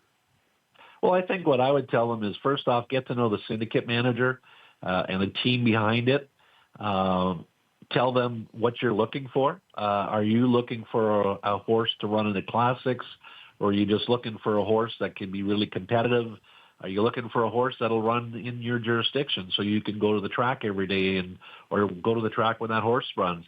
And I think, that syndicate manager like Aaron will do everything they can to make sure that they identify a horse that'll fit for you and that'll fit in your budget. And I think, to your point, whether you own 2%, 5%, 20%, or the whole horse, when you run in a Kentucky Derby or a Preakness, you own part of that horse. Yeah, it's a special thing to be involved with a thoroughbred racehorse, and I do think the partnership approach is a great way to do it, and Eclipse Thoroughbred Partners is as good as it gets in our game. And Ray, I really, really appreciate the visit. I apologize for some of the phone issues that we had here this morning, but really appreciate the conversation. Congratulations on the Preakness win, and all the best if you move on to the Belmont. I'll be happy to get on another call and talk to you about the Triple Crown after I win the Belmont. I love the positivity. Is that a guarantee? Was that like Joe Namath? No. Aaron's gonna read me the riot act for saying that, but think positive. Ray, I appreciate it, my friend. Congratulations on the success. We'll talk soon. Thank you. Ray Bouchard. Little Joe Willie. After I win the Belmont. I love the confidence, though. All right, when I come back, we're going to turn our attention to Southern California. It is time to welcome Michelle Yu to the program to walk through the greatest stakes races coming up over this Memorial Day weekend. This is the Equine Forum presented by TwinSpires on HRRN. Race to TwinSpires, where you can unlock a $25 risk-free bet. Just use the code HRRN25 when you sign up. And if your first bet doesn't win, TwinSpires will refund your account up to $25. Wagering on the app is fast with free past performances, insider picks, and power plays every day you wager. TwinSpires. Download the app today to earn your $25 risk-free bet. Void where prohibited. For terms and conditions, visit TwinSpires.com. Must be 18 or older, 21 and older where applicable. For help with a gambling problem, call 1-800-GAMBLER. The spring meet at Churchill Downs is off and running with live racing Wednesday through Sunday now through June 29th. With 50 stakes on tap worth a record of over $26 million and purses powered by the Kentucky Thoroughbred Development Fund, you won't want to miss the spring meet at Churchill Downs. And don't forget, racing doesn't stop after the Kentucky Derby with 6 stakes on Stephen Foster Preview Day on May 31st and the Grade 1 $1 million Stephen Foster on June 28th. For post times and full spring meet schedule, visit churchilldowns.com. Want to get your career in horse racing off to a fast start? Well, the University of Arizona's Racetrack Industry Program is your winning ticket. The Racetrack Industry Program has served as a springboard to some of the industry's most successful individuals, with a proven track record of job placement right out of college. If you want to earn a degree in the exciting horse racing industry, the Racetrack Industry Program can put you in the winner's circle. Scholarships are available. Visit rtip.arizona.edu. You're listening to the Equine Forum on HRRN, presented by TwinSpires. Turning for home and heart-to-heart kicks away 2.5 lengths. Free Rose moving into second. Bala Bali is down the outside. Gangster running a good race on the fence next from Farhan, who's still a long way back, running on belatedly. Heart to heart at the 16th pole, a length from Bala Bali. Free Rose, Farhan late on the scene. Bala Bali gathers in heart to heart. Farhan charging, but Bala Bali wins the Shoemaker from either Farhan or heart to heart, followed in by Free Rose. Bali winning the Shoemaker back in 2017, giving Richard Mandela a third victory in the race. He'll have an opportunity to make it number 4 coming up on Monday. He has a couple of horses entered. Going to talk about that race and much, much more with Michelle Yu, who joins me now live from the Great Race Place in Arcadia, California. Michelle, good morning. Good morning, Mike. Appreciate you getting up early with us this morning. Oh, you got to thank John Green for that. He woke me up. Well, we appreciate that. No alarm necessary. You're married to a horse trainer. No alarm necessary. No, yeah, but he gets up at 2:30 every day. I definitely do not. 2:30. He starts his day at 2:30? Yep, he sure does. Wow. I that's commitment. That's dedication. I know that a lot of trainers will get to the barn by 4, but my goodness. 2:30. Yeah, 2:30 because he wants to get up and get over there and dump grain and check all the horses before the morning starts. And because he gallops everything too, or not everything now, but he gallops, 10 in the morning. So he has to be doing all of his kind of chores before they start riding. Well, it's a spectacular weekend, and I know that he will have horses running. It's just a great weekend to celebrate Memorial Day and to do it at the Great Race Place. So let's talk a little bit about what we're going to see. Of course, today we have the Calbred Day. We'll get a chance to see so many of those top horses, and then Greatest Stakes action kicking off tomorrow and Monday. What are you most excited about, Michelle? Oh, well, since you did the Shoemaker right there, I think the Shoemaker is going to be such a great race. I always, like the turf races, but this one pits some really good horses together, and I'm excited to see what's going to happen. We have the return of Goliad, who we haven't seen since the Breeders' Cup, but last year he was such a force out here, and he has been working unreal. If you go on to XBTV and watch his works, he's working 47 and change the way that I would have to, run as hard as I could in my life. He's just so easy. And I think it's going to be really cool to see him come back. Yeah, he gets the services of Hall of Famer Mike Smith, who, by the way, was aboard Bali in 2017 when Richard won it.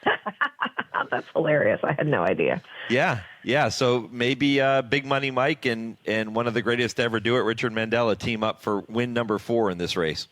Everyone better start to gather those turf grade ones I hear before Johannes comes back. He's back at the track. He had his first work. Once he comes back, it's going to be, what can I pick up behind Johannes, I think. So this is a good opportunity for all these guys to notch a graded stake.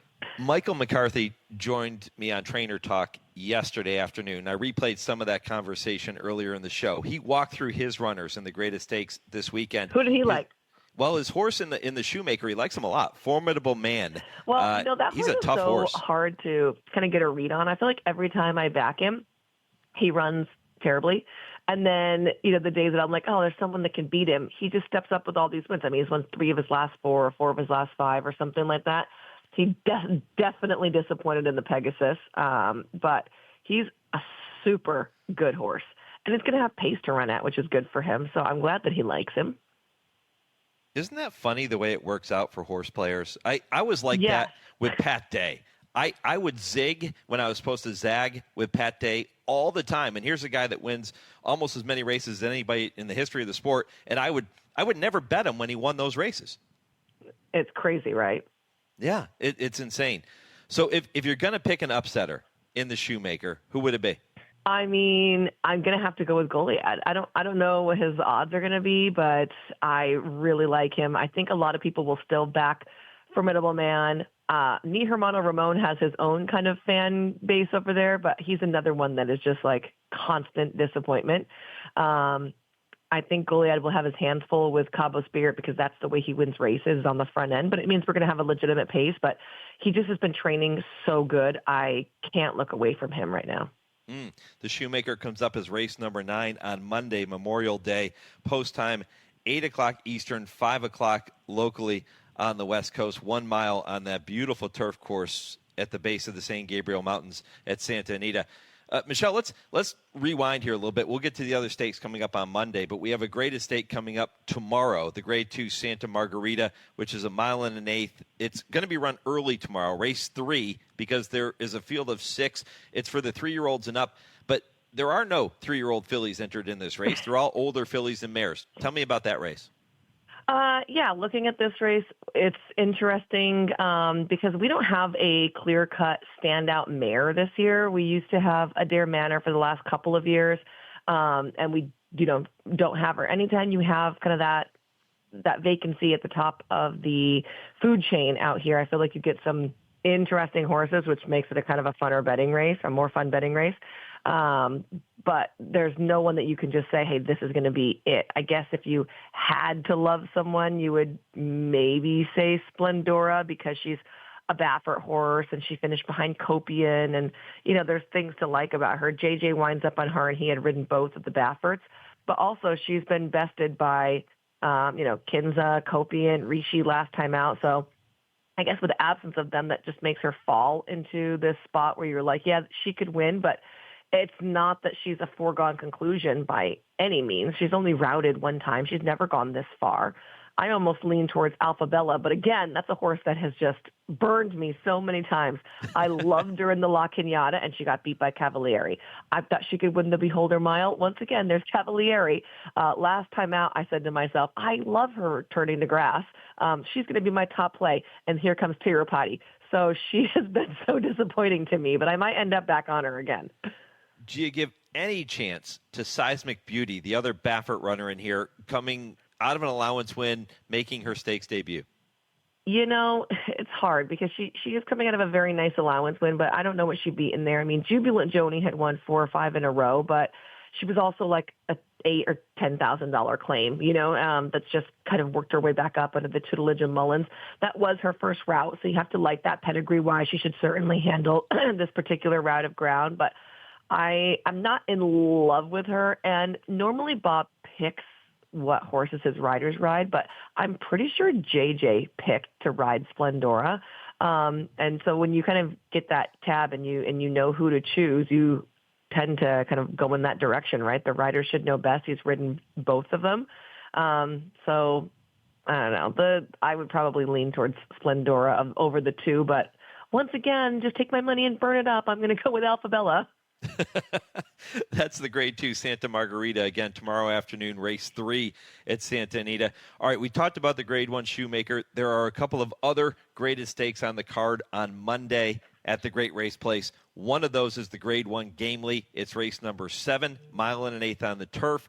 Really solid race. How'd you see that one? Yeah, going over to the Gamely, it is worth knowing that Alpha Bella and Where's My Ring are both cross-centered, and Peter Miller has said that Where's My Ring is leaning to go to the Gamely. So not a guarantee, but Alpha Bella is for sure going to run in the Santa Margarita. So as you're looking at those races, keep that in mind. Lady Claypool is obviously on a very nice win streak. I love how she just kind of gets better and better. She is going to turn back in distance, but it's not like she's incapable at 9 furlongs. So I think that she's the horse to beat in there. I know a lot of people like Kinjani, but she's been a little disappointing in my eyes. They brought her over thinking she was going to be a little bit more of a, marathoner, quote unquote. And then we turned her back last time and she still got beat off of the bench. So I'm going to take her with a grain of salt. The horse that could step up is Public Assembly for Phil D'Amato. She won an allowance race. She came back and she won the Royal Heroine. I don't love the horses that she beat in there, though. So overall, I just think that Lady Claypool is probably a touch better. And then we have to obviously look at Be Your Best for Safi Joseph, who sends a couple horses west for this day because she was the Pegasus World Cup winner. She won a couple races before that at Aqueduct, at Gulfstream, so she carries her game around. She was disappointing in the Jenny Wiley, but it was off a layoff, and it was, that less than firm turf. I feel like when she runs such good races at, Gulfstream, she probably wants to hear her feet rattle, and she is going to get that here. Our turf has been pretty firm. The Grade 1 Gamely race 7 o'clock Eastern time, 4 o'clock Santa Anita time, Southern California time, coming up on Monday. That's one Grade 1. We talked about the Shoemaker as race number 9. Sandwiched in between them in race number 8 is the Grade 2 Hollywood Gold Cup. And this is always a fun race. 1.25 miles on the main track. You mentioned Saffie Joseph Jr. He's back in this spot, too. How'd you see this one?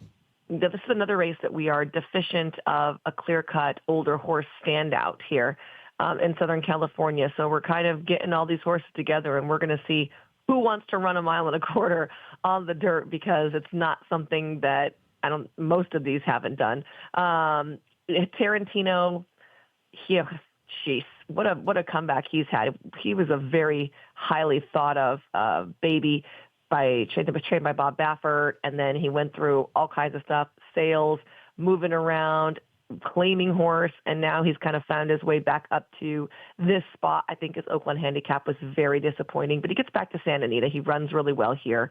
Paxa Wallop looked fantastic in the Whittingham last time out, and Sadler claimed him a couple races back to go a little bit further. The Whittingham proved that he could go the 1.25 miles, but it was on grass. Now, way back in the day, Mullins actually started this horse in a dirt race because they thought maybe he can be a Triple Crown contender, and he was really well beaten. Now, he could be a little bit different horse, and he works really well over the main track. If you watch him work, he gets over the ground excellently, and Paxa Wallop is so fast. It's crazy that he can go this far, but the question is going to be, can he race as well on the dirt? Even though he works on the dirt really well, I mean, I think he deserves a chance to try in here, especially because we kind of need some of these handicap horses to run. But that would be a huge step up for him. Midnight Mammoth looked great winning last time on the wet fast track. He crushed Arrow the Great and Eagle's Flight, who's the brother to Flightline, who was very, very well intended. And this horse has stepped up with some big efforts in the past. He won the Cougar the second down at Del Mar last year by impressive open length victories. Mostly, though, he's not that good of a horse, so he would have to, kind of be on that upward trajectory, which he could be. I think Extensive is probably the most interesting horse in here for Michael McCarthy. Did he say he liked him or no? Boy, that's a great question. I don't remember what he said about Extensive. We talked about every single one of his horses. I don't remember if he liked them or not. I'm sure he does. He's a horse trainer. He has to like them. No, but Michael's pretty, blunt, right? He'll be like, oh, this is a reach or whatnot. Well, look, the thing is with Extensive is when you watch him work, and you can watch his works on XBTV, he runs like APND with his head really low. Like when he works the entire time, it looks like his workmate is going to just leave him in the dust. And somehow at the end of all his works, you can see him kind of decide, I'm going to run now, and put his head down in front and just push for that. He doesn't have a really nice turn of foot. He's just kind of a grinder. But to me, that's the running style that wins 1.25 mile races. So he might just be the one that outlasts them all. He's super lightly raced. He's never done anything wrong. He didn't beat much in his allowance race, but at least he did it the right way. And he's, like I said, the type of his type of horse could certainly win this race. Michelle Yu joining me here on the Equine Forum on the Horse Racing Radio Network. Michelle, before I let you go, you did such a fantastic job walking through the graded stakes races. Today is the California bred races, and it's a really special day in Southern California. I didn't tell you we were going to talk about these, but I'm going to ask you, your best bet, would it be Santa Barbarian? No, Santa Barbarian's probably not my best bet. That's going to be a very big ask for him. I'm going with the home team here with Ryan Hansen, your husband. Oh, this was a very quick turnaround. Actually, I own a horse that I wanted to run in this race instead, but I didn't think that he'd get the 1 1/8. So Santa Barbarian gets the quick turnaround there, but maiden right to Stakes Company for a horse that had run for 32. I think it's going to be a tall order for him. I think Bro probably is going to win that race, stepping up in class and in distance. But I feel like he's the one that really has the pedigree to want to go this kind of route of ground. And he beat my other horse last time, the Shalehi. So I think it's probably going to be Bro in the Snow Chief there. But this is a crazy race because you have horses that have never turfed, horses that have never routed. And they're all trying, 9 furlongs on the grass. So it's going to be interesting. My best bet of the day, though, is going to be Kings River Knight. I don't think there's any beating him in the Crystal Water. He's won that race the last 2 years running. He's training like an absolute freight train. He got a nice prep race for the comeback in the Sensational Star where he didn't run great, but he didn't need to.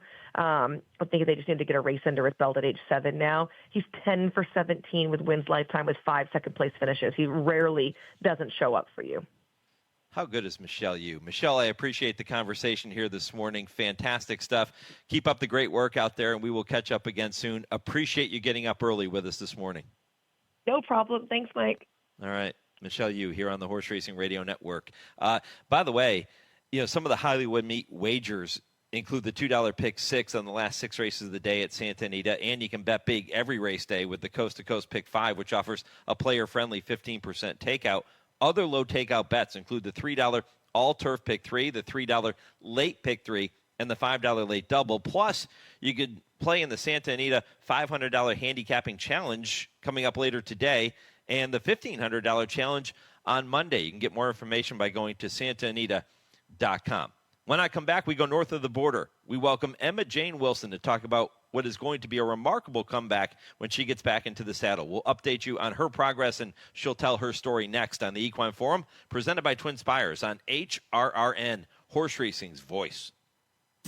Race to TwinSpires, where you can unlock a $25 risk-free bet. Just use the code HRRN25 when you sign up. And if your first bet doesn't win, TwinSpires will refund your account up to $25. Wagering on the app is fast with free past performances, insider picks, and power plays every day you wager. TwinSpires. Download the app today to earn your $25 risk-free bet. Void where prohibited. For terms and conditions, visit TwinSpires.com. Must be 18 or older, 21 and older where applicable. For help with a gambling problem, call 1-800-GAMBLER.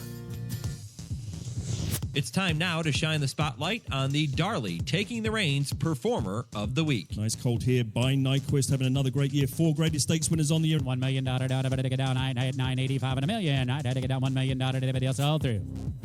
$1 million back here with Woody. Thank you. When hip number 79 stepped into the ring at this week's Fasig-Tipton Mid-Atlantic 2-year-old and training sale, it was evident something special was about to happen. When the hammer fell with a final bid of $1 million on the son of Darley Stallion Nyquist, he would exit the ring as the 6th $1 million sales horse from this crop for his sire, making him your Darley Taking the Reins Performer of the Week. Darley Stallion Nyquist, only gun runner and Into Mischief, have more $1 million sales horses from the 2023 crop of foals. On the track, Nyquist's 5 Grade 1 horses tops all others in 2025. Learn more about Nyquist and all the Darley Stallions by visiting DarleyAmerica.com.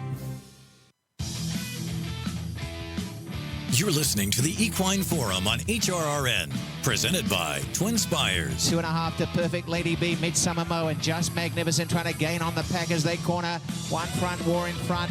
Perfect Lady B is responding for Emma-Jayne, is coming through in the center. And on the outside, Worship at Midsummer Mo. One front, War in front. Perfect Lady B stretching the neck out, is whittling down the margin. Perfect Lady B trying to get home here on the outside and is going to get up, I think. Perfect Lady B, Emma-Jayne has got that record. What a win for Charles Fipke, Roger Atfield, and how appropriate Emma-Jayne. The greatest earnings for a female jockey on their runner, Perfect Lady B. Robert Geller with the call of that very special win, July 11th of last year. 4th race at Woodbine that day, Perfect Lady B, making Emma-Jayne Wilson the record holder now for the highest all-time earnings by a female rider. She passed Hall of Fame jockey Julie Crone. She suffered a spill just 3 months later in October of last year and was injured severely. She is making her comeback now, which is quite remarkable in my opinion. I always wonder what makes a jockey want to do that after they sustain such a significant injury. I've talked to John Velasquez about this before, and he talked about the adrenaline rush you get from winning races, and it becomes almost like a drug that you can't live without, is the way he explained it to me. And I'm going to ask Emma-Jayne that same question when she joins us here momentarily. As a matter of fact, she's on the line with us now, so let's go right to Emma-Jayne. Emma-Jayne, good morning. Thanks for taking the time. Good morning. It's my pleasure. Thank you. Great to hear your voice, and so glad that the comeback is going well and the recovery is going well. Maybe, if you don't mind, start with what you've been through since October of last year. So much. I mean, I'm in the late stages of rehabilitation, and it's progressed really nicely. The early days of listening to the doctors, or the the restrictions, the limitations, and just, starting from zero. My neck fracture was significant, and I had to wear a collar for, almost probably the better part of 3 months, I think. I try not to remember the days too much.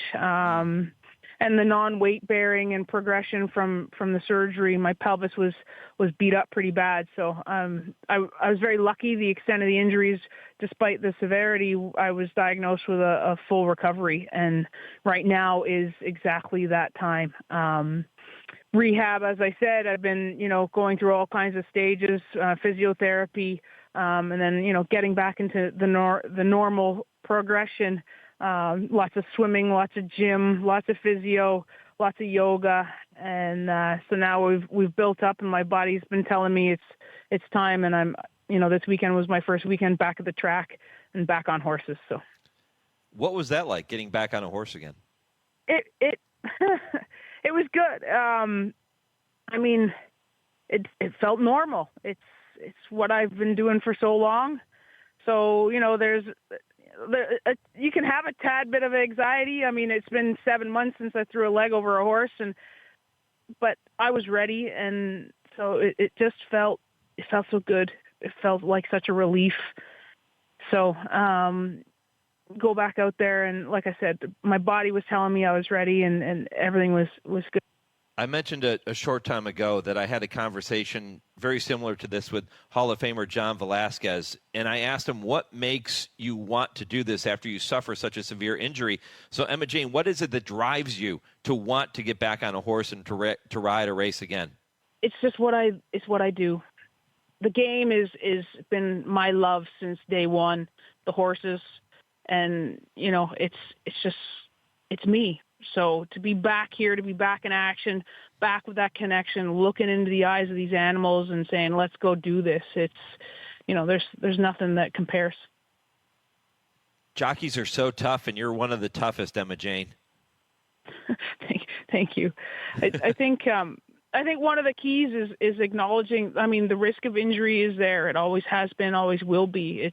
We go fast, and, it's not like we wear seat belts and have airbags. It's, when accidents happen, velocity and speed can be dangerous. So, but if you don't respect that from the get-go, it can shake you up. And it's something that I've always respected, and it's always out there. So it hasn't changed, from day one to now. The risk is there, and I respect it, and it's not going to turn me away.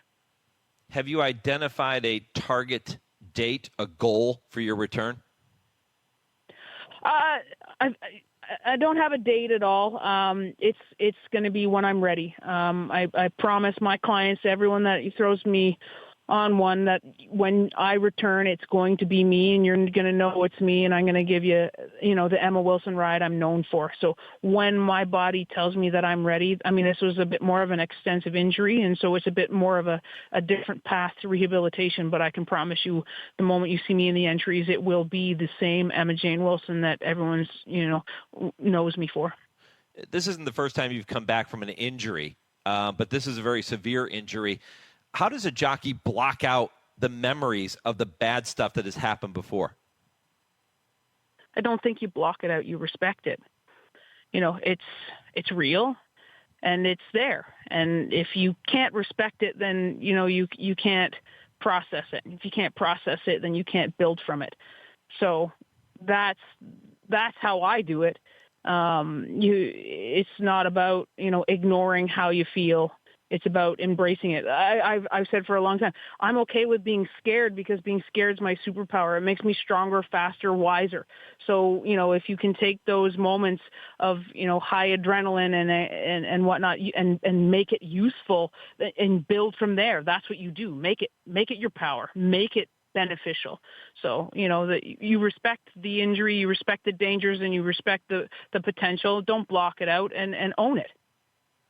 I have kind of celebrated your career a little bit throughout the show this morning. In the first hour, we played the race call of Mike Fox winning the Queen's Plate in 2007, and then just heard Perfect Lady B winning that race July 11th of last year. You think back on your career, Emma-Jayne, so many magical moments. What are some of the moments you're never going to forget? Oh, well, the elation I had when Lady B hit the wire was pretty big.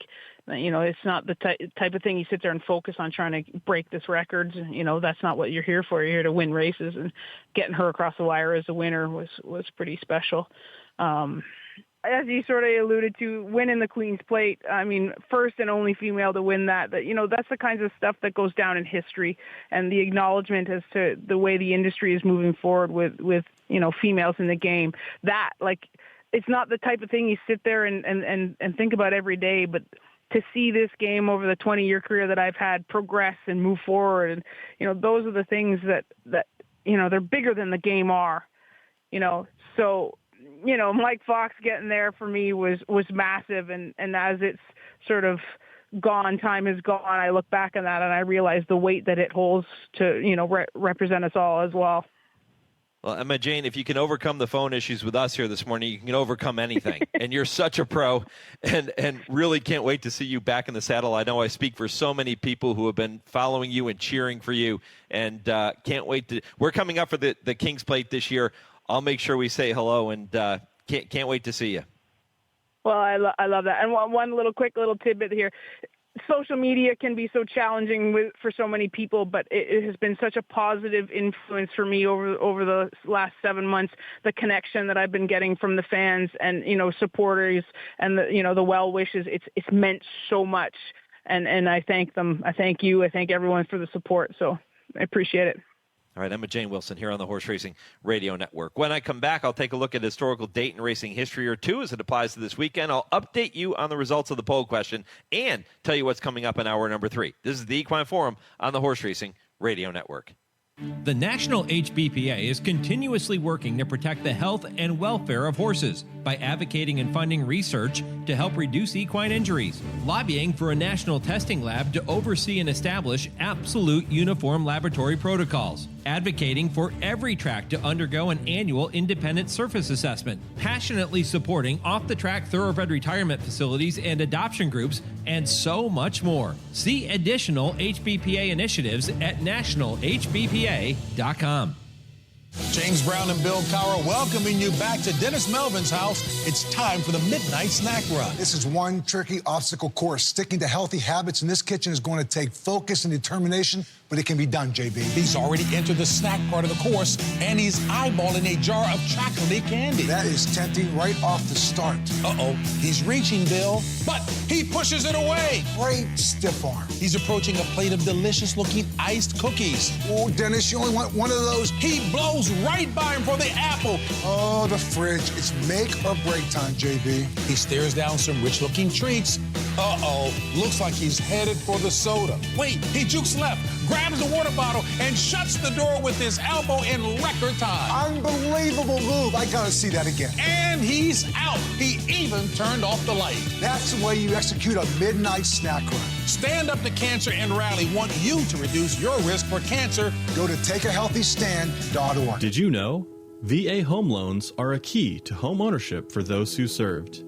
I would tell anybody who is interested in getting a VA loan to just do it. For me, the best thing about the VA loan was the simplicity of it. I was expecting, government paperwork. It was going to go on forever, and it just wasn't. Since the down payment for a VA loan is minimal, we were able to purchase this home and then use the money that we were going to use as a down to actually fix up the home.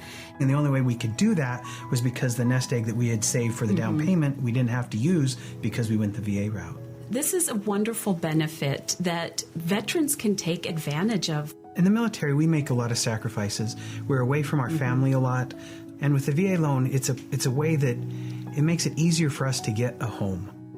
To learn more about VA home loans, visit va.gov/home loans.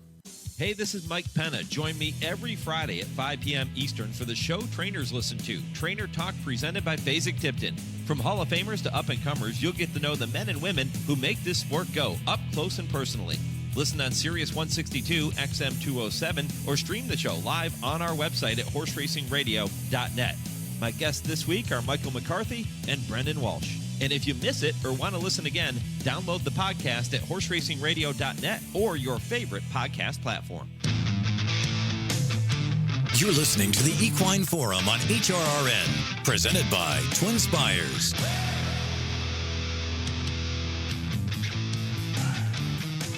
Welcome back to the Equine Forum, presented by TwinSpires. Mike Penna, Baron of the Backstretch, with you. Wrapping up Hour 2, getting ready to segue into Hour 3, which will begin momentarily with the TwinSpires Triple Play. Joe Kristufek will have 3 races for you to keep an eye on later today. Don't forget that racing is indeed going on this weekend at the Great Race Place. You heard from Michelle Yu earlier in the program. It is Gold Cup weekend, and some of the Hollywood Meat wagers include the $2 Pick 6 on the last 6 races of the day, and you can bet big every race day with the Coast to Coast Pick 5, offering a player-friendly 15% takeout. Other low takeout bets include the $3 All-Turf Pick 3, the $3 Late Pick 3, and the $5 Late Double. Learn more by going to santaanita.com, and make sure you're betting those races coming up later today. Time to take a look at a couple dates in racing history as they apply to this day and to this weekend. Here's one for you. It was May 24th, 1905, that Harry Payne Whitney's Tanya became the second filly to win the Belmont Stakes. Ruthless was the first filly to win the Belmont in 1867. Whitney also won the Kentucky Derby with the filly Regret in 1915. Of course, you had Rags to Riches, who came back in 2007 to beat Keeneland in that great showdown in the Test of the Champion. May 24th, 1977. This is the anniversary that, at odds of 13-1, Lewis and Patrice Wolfson's 2-year-old colt Affirmed won his maiden race by 4.5 lengths at Belmont Park, ridden by jockey Bernie Gonzalez. So this is where it all began, today in 1977, for the great Triple Crown winner Affirmed. And those are historical dates in racing history as they apply to this day in our sport.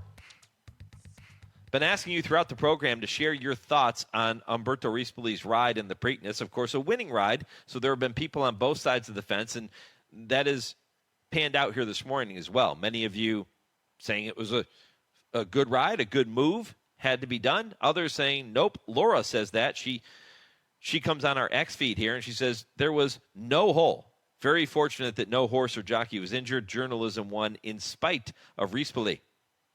Phil says Pratt did nothing wrong. Rispoli was in a bad spot and pushed his way out, hit the outside horse in the rear, and turned that horse in. Some races, your number would come down. I think that's the other side of it. Did the stewards make the right call in their decision not to make any changes after that roughly run middle jewel?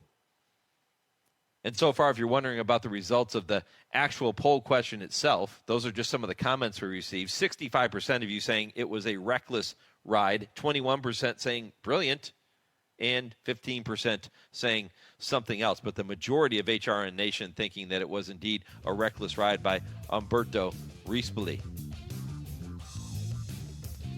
Michael emails, he said 100% Rispoli at fault. Not a fan of the ride. Tom, Derby ride fined $64,000. Preakness ride fined $0. As of now, anyway. Appreciate all of you for weighing in on the poll question. Keep those votes coming. We have one more hour to go. If your local station is leaving us at this time, continue listening right here on SiriusXM satellite radio, and of course streaming worldwide at horseracingradio.net. Hour 3 of the Equine Forum is straight ahead, right after this 10-second pause for station identification. This is the Horse Racing Radio Network, where racing comes to talk.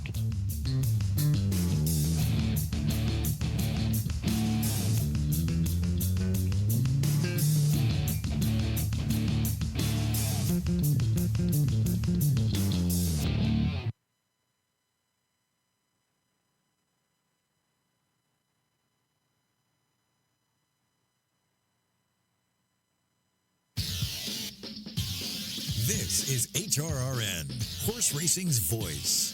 Amazing Destiny running a big one. Smiling Tiger and running on late as rides down. But it's Big Drama digging deep and finding more. Big Drama in front to Amazing Destiny. Big Drama will win it. Big Drama has won the sprint. Here's Friends Valentine on the outside. And Dusty Hart is there toward the rail. And Bess Arabian, she's a beaten filly today. Savannah Dancer, they're coming to the wire. Outstandingly, she's charging on the inside.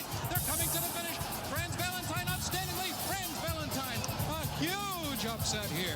A Huge upset. Welcome to the Equine Forum, presented by TwinSpires. And it's No G now in front of the field by 2 and drawing away. Grovey is second. Ferdinand along the inside. In second place and closing, but he may not get there. A 16th of a mile to go. Snow Chief in front. Ferdinand is second. They race to the wire, and it's Snow Chief winning the Preakness. Winning colors in front. Here comes 49er on the outside. Lucas and Stevens. It's a fighting finish. Winning colors by a head. Wire to wire with Gary Stevens in the iron. Now here's Mike Penna. Welcome back to hour number 3 of this post-Preakness edition of the Equine Forum here on HRRN, all presented by our friends at TwinSpires. Mike Penna, Baron of the Backstretch, happy to have you in the saddle with me again this morning as we get ready to recognize and celebrate some really good, top-notch racehorses this weekend. You heard calls of Big Drama and Franz Valentine, Snow Chief, Winning Colors. Those just some of the horses who will have stakes races named in their honor this weekend, and it is going to be a special weekend of racing, as it typically is. And looking forward to getting started with that action, and looking forward to welcoming Joe Kristufek to the program momentarily for this week's edition of the TwinSpires Triple Play. Kurt Becker has a Stroll Through Racing History segment coming up at 10:20, and at 10:30, Dale and Tim will be here with I Ask, They Answer. We're going to spend plenty of time talking about what has been the topic of the week in thoroughbred racing, Umberto Rispoli's ride in the Preakness. It was a winning ride aboard Journalism, but was it brilliant or was it reckless? I will ask them coming up in just a little bit at 10:30 Eastern. But without further ado, we begin the third hour of the show as we do every single week with the TwinSpires Triple Play. And as I mentioned, Joe Kristufek is here. Joe, good morning. Hey, Mike, how you doing? Doing really well, man. Looking forward to what could be a classic Belmont showdown. If we get Journalism and Sovereignty in the gate together, you throw in Baeza and some of the other top 3-year-olds. This could be really fun in a couple weeks. Yeah. If you're a fan of thoroughbred racing from the highest levels down to, the ultimate casual, you're going to be looking forward to that. I mean, hopefully they, promote it not only locally and nationally within the sport of horse racing, but throughout the sports world, because people saw the Derby, and then we all know how the Preakness turned out. And, hopefully this is a matchup that we get to see in the Belmont and maybe moving forward throughout the rest of their 3-year-old years, because those are two very, very, very good 3-year-olds that have won the classics, and then we don't know how good Baeza can be moving forward, adding a little bit of more intrigue to that particular event. Joe, typically when we have a situation such as this, where we're not going to have an opportunity for a Triple Crown coming up in the Belmont Stakes, we lose a lot of the casual sports fan who tune in for the Kentucky Derby and then, okay, maybe the Preakness, and if there's no chance for a Triple Crown, I'm not going to even bother watching the Belmont. They could care less about horse racing unless there is a Triple Crown on the line. Do you think it could be different this year because of what happened in the Preakness last week? Do you think maybe they tune in to see what this jockey aboard Journalism is going to end up doing in the Belmont Stakes? Yeah, Mike, this argument, with growing the sport of racing through the Triple Crown just absolutely maddens me. If somebody watches the Derby and somebody watches the Preakness and somebody watches the Belmont, for whatever reason they watch those 3 races, are we growing the fan base at all? I mean, we need people that are going to be invested in the sport beyond those 3 races. And yeah, I think it draws attention to horse racing, but unless we do a better job industry-wide of cultivating the fan base and of implementing fan development programs and doing everything that we can within the industry, the people that love it, with outreach and education and mentoring and everything that's involved. And we all know how great horse racing is, and people get a taste of it during the Triple Crown. But if those people have an interest, I got, my interest strengthened through Sunday Silence and Easy Goer. I mean, in college, that strengthened it. But then I started going to the OTBs, and I had a mentor, and I was interested in horse racing beyond the Triple Crown. I was interested in the day-to-day product, at my local racetracks, Hawthorne Sportsman's in Arlington at the time. That's what we need to do to grow horse racing, is get people that have a fleeting interest and water that seed. And, I've been preaching this for years and years and years, but that Triple Crown growing the sport, storyline, it only takes you so far. Amen, brother. Preach.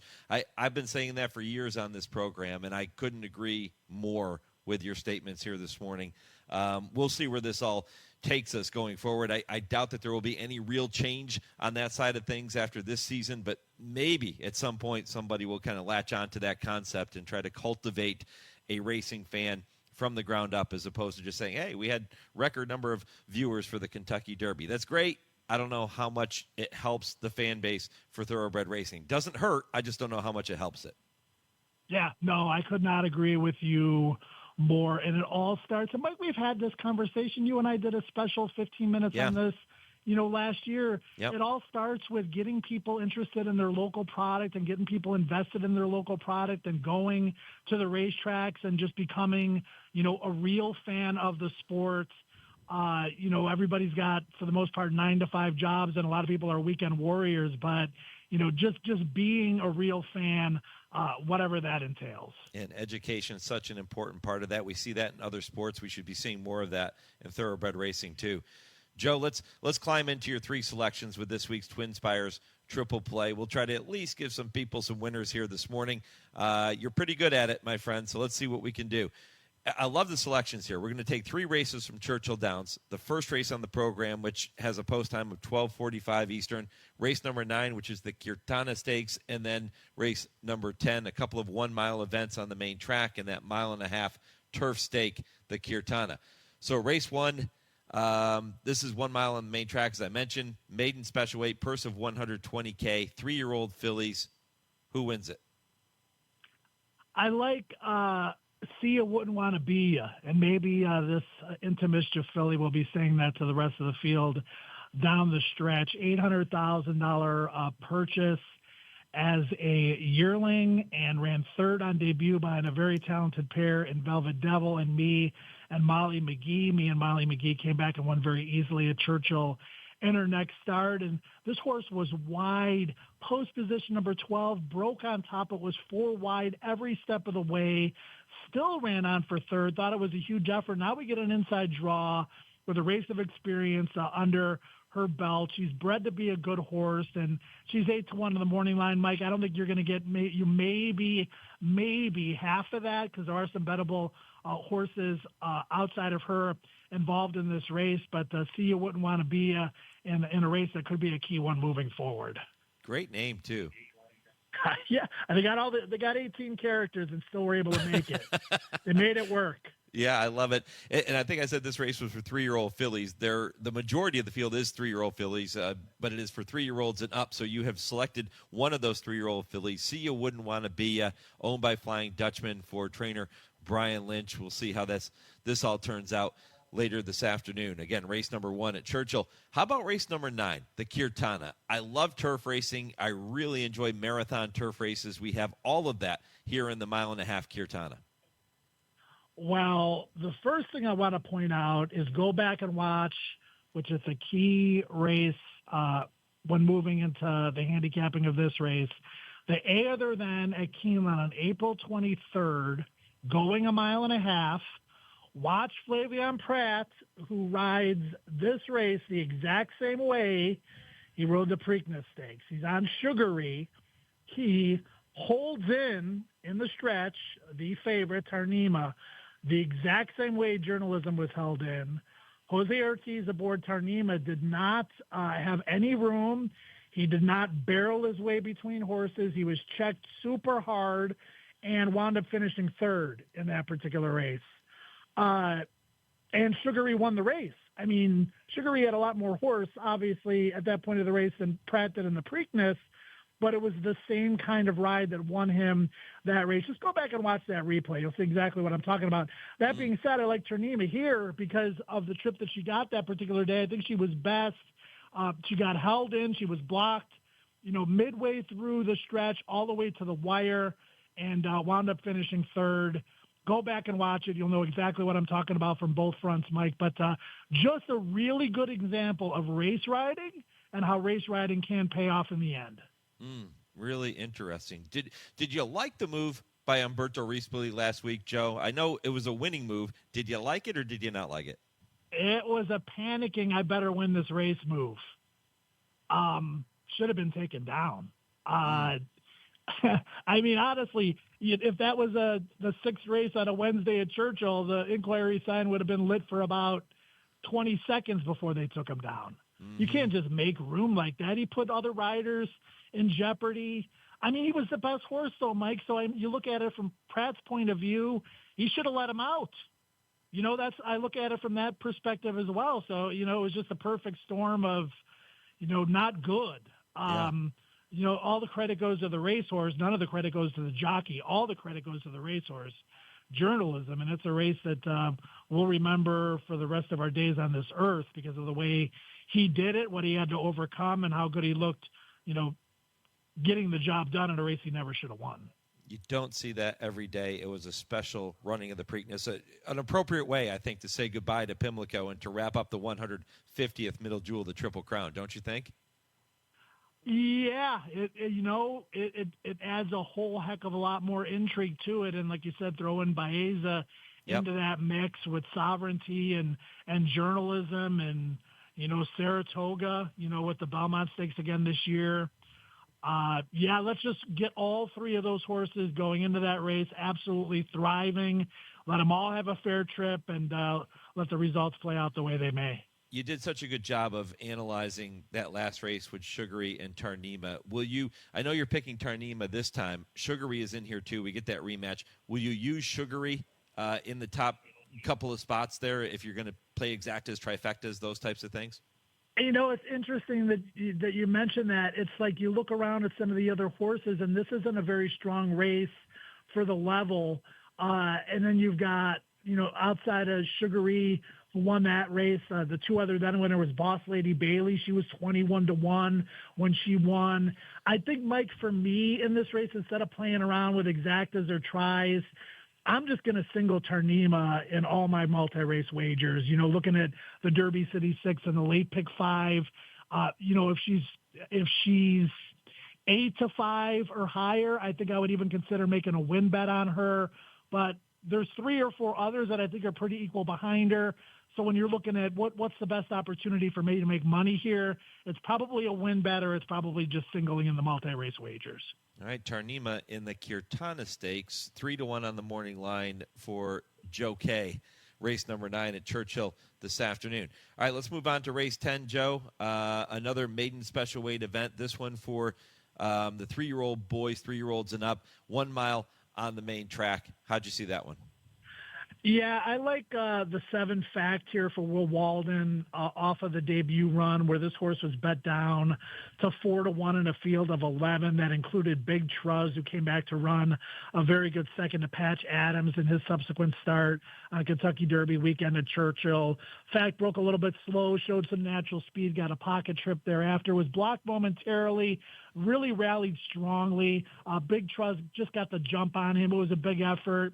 He's 3-1 in the morning line, so I'm not telling you anything that you don't really know. But I think there are some other horses in this race that we could pair him up with, including the number 1 Bourbon Flight, who, does not look very good on paper, but he's worked well since. I think he's got a lot more to give for Ian Wilkes. He's 20-1 in the morning line. The number 3 Il Cavallino, $800,000 buy for Resolute Racing and Mike Maker, who showed very good speed on debut. I think that horse will improve significantly off of that first race. And then the 11 was the other one I was looking at, Skis. Triple Crown nominee for Riley Mott, who was 5th on debut, but that was Invictus Campale, who has since come back to win. Horse broke poorly, had momentum midway through the far turn. You look at these horses, and Mike, horses can improve significantly in their second time out, and I think that's the case with Fact, although he ran great on debut, and some of the other ones that I mentioned. Joe Kristufek with the TwinSpires Triple Play. Joe, going to recap, and then I'll let people know what's coming up at TwinSpires this weekend. Race number 1 at Churchill, Joe will go with number 3, See Ya, Wouldn't Wanna Be Ya, at odds of 8-1. Race number 9, the Kirtana Stakes, he'll take number 2, Tarnima, at odds of 3-1. And in race 10, number 7, Fact, at odds of 3-1 for trainer Will Walden. Joe, what's happening at TwinSpires?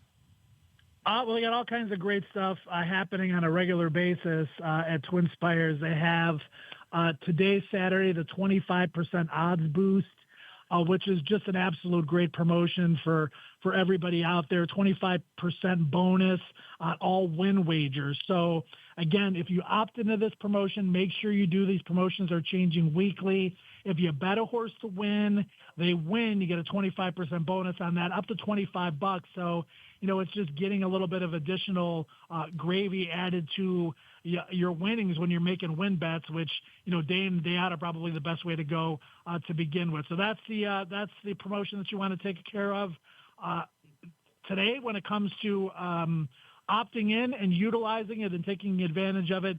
25% odds boost. And then just the tournament scene that TwinSpires have. They have the Stephen Foster Betting Challenge coming up. They've got a lot of qualifiers into that big tournament, a lot of feeders into those qualifiers, and daily money tournaments as well, where it only costs you like $50 to get in, $35 towards your bankroll, and it's 100% payback on those tournaments. So if you're going to play the races anyway, you might as well jump in the tournaments, take your shot to win a little bit of extra money on top of hopefully your profits for the day. And remember to play every race you're going to bet this weekend, not just the 3 we talked about here this morning, but every race with TwinSpires. Good luck at the windows this weekend, brother. All right. My pleasure as always, Mike. Take care. All right. Coming up next, Kurt Becker will take you on his weekly Stroll Through Racing History presented by Keeneland. And still to come, Dale Roman's Tim Wilkin with a post-Preakness edition of I Ask, They Answer. That's all straight ahead on the Equine Forum presented by TwinSpires on HRRN. Race to TwinSpires, where you can unlock a $25 risk-free bet. Just use the code HRRN25 when you sign up. And if your first bet doesn't win, TwinSpires will refund your account up to $25. Wagering on the app is fast with free past performances, insider picks, and power plays every day you wager. TwinSpires. Download the app today to earn your $25 risk-free bet. Void where prohibited. For terms and conditions, visit TwinSpires.com. Must be 18 or older, 21 and older where applicable. For help with a gambling problem, call 1-800-GAMBLER. Hey, horse players. This is track announcer Paul Allen inviting you to check out Canterbury Park. Opening night is Saturday, May 24th. Canterbury Park offers a 10% takeout on the Pick 5 each and every racing day. That's the lowest takeout in the nation. Lower takeout means bigger payouts. 10% takeout Pick 5. Come play at Canterbury Park. Visit CanterburyPark.com for more information. In the heat of competition, every breath matters. Flair Equine nasal strips are clinically proven to reduce airway resistance. By protecting their lungs, you can reduce the risk of VIPH, quicken recovery, and optimize performance. Make a difference in every race and every stride with the product backed by science and trusted by top trainers. Trust Flair for every horse, every breath. Learn the science at FlairStrips.com. That's FlairStrips.com. You're listening to the Equine Forum on HRRN, presented by TwinSpires. Hello, I'm Kurt Becker. Thanks for joining me as I take another stroll through racing history presented by Keeneland. He was a Kentucky native who dropped out of college to pursue his dream of working in the thoroughbred industry. He rose to a prominent position with a major farm before resigning to serve his country during World War II. And he would serve with distinction and honor, even laying down his life on the battlefield. His name was Daniel Joseph Mahaney, Jr. Born October 25, 1912 in Paris, Kentucky, Dan Mahaney Jr. was the son of Daniel Joseph and Julia Elizabeth Mahaney. He would attend school in his native Bourbon County, Kentucky, where he would graduate in the spring of 1931 from Paris High School. His extracurricular activities included lettering on the football team. A good student who was gifted with a keen intellect, Mahaney enrolled in the fall of 1931 at the University of Kentucky. His studies went well, but there was one problem. His heart lay elsewhere. Like so many youngsters in the bluegrass through the years, Mahaney's thoughts constantly drifted from textbooks to horses. He loved reading about thoroughbreds and thinking about thoroughbreds. He wanted to work with thoroughbreds. He had ideas and dreams and theories about racing and breeding. It was the world where he longed to find a career. Mahaney also had a sense of discipline and a strong work ethic. He had no illusions of starting at the top of the sport. Instead, he told friends that he wanted to learn the thoroughbred business by beginning at ground level and working his way upward. So it was that Mahaney dropped out of college and, being a Bourbon County lad, approached the folks at Claiborne Farm and asked for a job. It was there that he first learned the basics of horsemanship, including the fundamentals of the proper care of the thoroughbred. After 4 years at Claiborne, Mahaney moved to New York to take a job with Hall of Fame trainer Sonny Jim Fitzsimmons. The goal remained the same, namely to learn all that he could. He already had received an education at Claiborne about running a breeding establishment, and now he was broadening his perspective and learning about the care of racehorses. Frank Kearns, a trainer with Calumet Farm at the time, visited the Fitzsimmons barn one morning, liked what he saw in Mahaney, and eventually offered him a job as a groom. Mahaney accepted, and he continued to make a favorable impression, leading Kearns to promote him to assistant manager of the Calumet Racing Stable. Returning to the Lexington area, Mahaney became an active member of the community. He wrote a racing column called The Horse Trail for the Lexington Herald. He became president of the Young Horsemen's Club, and his peers thought so much of him that they named him president of the Lexington Junior Chamber of Commerce. At the same time, Mahaney was becoming an increasingly influential figure at Calumet. Described as lanky, cigar-crunching, long-chinned, and boasting sharp features, it was said by the Lexington Herald leader that Mahaney's personality alternated between melancholy and hilarity, with a finesse possessed only by those of Irish heritage. George Curler, a sports columnist for the newspaper, wrote, 10 years ago, Danny Boy was just a barn hand in A.B. Hancock's Claiborne Stud, one of the best turf colleges in the world. After 4 years of horse orientation and fundamentals, Mahaney was sent to New York, where he obtained employment rubbing horses for Sonny Jim Fitzsimmons. With a few seasons as an apprentice worked into his intelligence, Dan caught on as an agent with Calumet's racing troupe, Curler continued.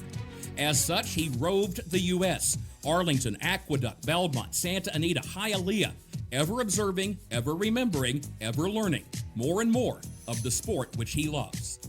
Yes, Dan Mahaney Jr. loved horse racing, and he also loved his country. And because of the latter, he resigned his dream job as Calumet's business manager in 1942 in order to enlist in the United States Army Air Corps. He was initially stationed in Mississippi and Florida before going to Harvard University for special training. Transferred to Hawaii, Mahaney served as a liaison officer in charge of personnel for 18 months before writing his family to inform them that he was among the first contingent being sent to an undisclosed location. It was learned a short time later that the location was Iwo Jima. It was there that First Lieutenant Daniel Joseph Mahaney Jr. was killed in action on March 26, 1945. He was 32. Mahaney was survived by his parents, as well as 3 brothers and a sister.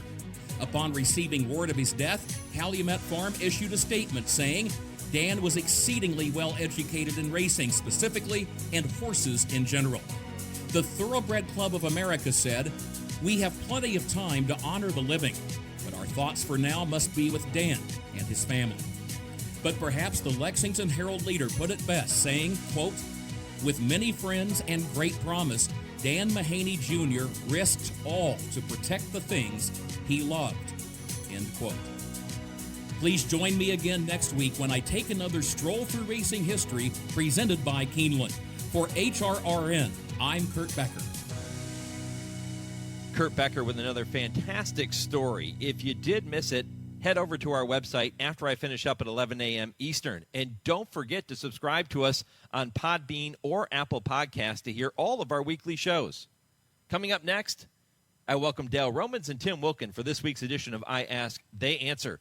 This is the Equine Forum, presented by TwinSpires on HRRN. Race to TwinSpires, where you can unlock a $25 risk-free bet. Just use the code HRRN25 when you sign up. And if your first bet doesn't win, TwinSpires will refund your account up to $25. Wagering on the app is fast with free past performances, insider picks, and power plays every day you wager. TwinSpires. Download the app today to earn your $25 risk-free bet. Void where prohibited. For terms and conditions, visit TwinSpires.com. Must be 18 or older, 21 and older where applicable. For help with a gambling problem, call 1-800-GAMBLER. They're off in the Kentucky Derby. His sire is one of the most exciting young stallions in the world. His dam has become one of the most important broodmares in the industry.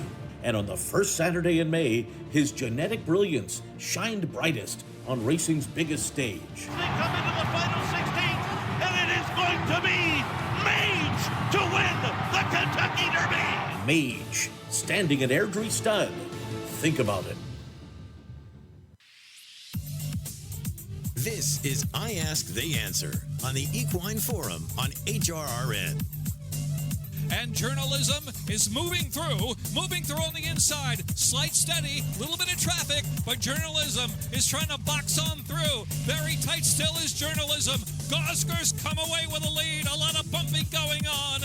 As Clever again steadied and shuffled back. Journalism shifted in. Here's Sandman on the outside trying to run on. Journalism has recovered. Journalism has recovered and is coming. Journalism a sensational run despite traffic. Gosger was second, then Sandman third, and goal-oriented fourth in the 150th running of the Preakness Stakes at historic Pimlico Racecourse in Baltimore. That's Dave Rodman with a call of Umberto Rispoli's winning ride aboard Journalism, which has been the talk of the racing world over the past week. Was it brilliant or was it reckless? Dale and Tim weigh in here this morning. Plus, looking ahead to the Belmont Stakes, which horse would you rather have, Journalism or Sovereignty? And Hall of Fame trainer Steve Asmussen didn't hold back when sharing his opinion of the roughly run Preakness. Is he right or wrong? All of that and much, much more is straight ahead on this week's edition of I Ask, They Answer with trainer Dale Romans and turf writer Tim Wilkin, and all presented by the University of Louisville Equine Industry Program of the College of Business, and it all comes your way just 30 seconds from right now. A spark turns into a dream, and your dreams fuel a love that will last a lifetime.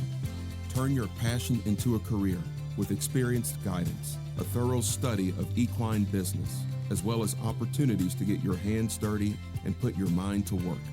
Located in the heart of horse country, let your passion fuel your profession at the U of L Equine Industry Program. Apply today. All right, plenty to dissect with Dale and Tim here this morning when we look back on the Preakness Stakes. Guys, let's start with this. Better word to describe Umberto Rispoli's ride aboard Journalism in the Preakness. Brilliant or reckless? Dale, what do you think? I don't want to call it reckless. I don't want to say it was brilliant, but I think because you have that much horse, the way that horse won, you could have looped around everybody. But of course, you might not realize that when you're riding in a big race. And I don't know. I had a different view of it of everybody else. I think in a normal situation, he gets through that hole. He had a crack to go. It just, you had Flavian Pratt on the outside of you that was going to refuse to let you out. And he pulled his horse in to hold him in there and just wasn't able to do it. He pulled his way through. But I don't know. I don't want to call it reckless, but I'm not going to say it was brilliant. But I'll say the performance from the horse was brilliant. I agree with Dale. I'm not going to call it either one. I mean, Rispoli looked like a fullback trying to find a hole that really wasn't there, and he pulled his way through. And when he came up, it appeared he hit goal-oriented in the rear end and forced him to go sideways, and that forced Pratt inside to hit Journalism. When Journalism banged into Steve Asmussen's horse Clever again, who lost all chance there. It's if you look on the infamous horse racing Twitter world since then, it's pretty much divided. All these people, half of them blame Rispoli, half of them blame Pratt. I was talking to Bob Baffert after the race for a while out at the stakes barn. He wasn't going to blame Pratt after he watched it. Rispoli did what he had to do. He felt he couldn't go, or maybe he felt he didn't have enough horse to go around, so he felt the best way to do it was to bull his way through. And, there was a steward's inquiry, but there were no jockey objections after this race. So, you have to give all courage and kudos to Journalism for the courage he showed to get through that hole. Was it, then looked like there were some elbows being thrown a little bit in there too. These jockeys have to make these decisions in, seconds to go or not go. how brave they are too. It was race riding. It was rough race riding, but it was race riding. And like again, it's all kudos to journalism for being able to what he did, because that had the potential to be a disaster with the way the bumping was going on. It just shows how athletic both the jockeys and horses are. Tim, the stewards made no change to the order of finish. Did they make the right call? You know, if that was a fifth race at Aqueduct on a Thursday, maybe they would have. But because it's the Preakness, not like there was preferential treatment, but journalism was the best horse. And, he showed it by that powerful running. I mean, I don't know if anybody in Pimlico thought he was going to get there. I certainly didn't. Just the way he was able to regain his momentum and run down Gosger, who, he ran the race of his life. I'm not surprised that there was no action taken in that race, but it's the Preakness, and there's been you look back at a few of the derbies that there's been some DQs, and I think there was much less that happened in the maximum security DQ than that happened in this Preakness. So maybe they should have. Dale, what do you think? Best horse won.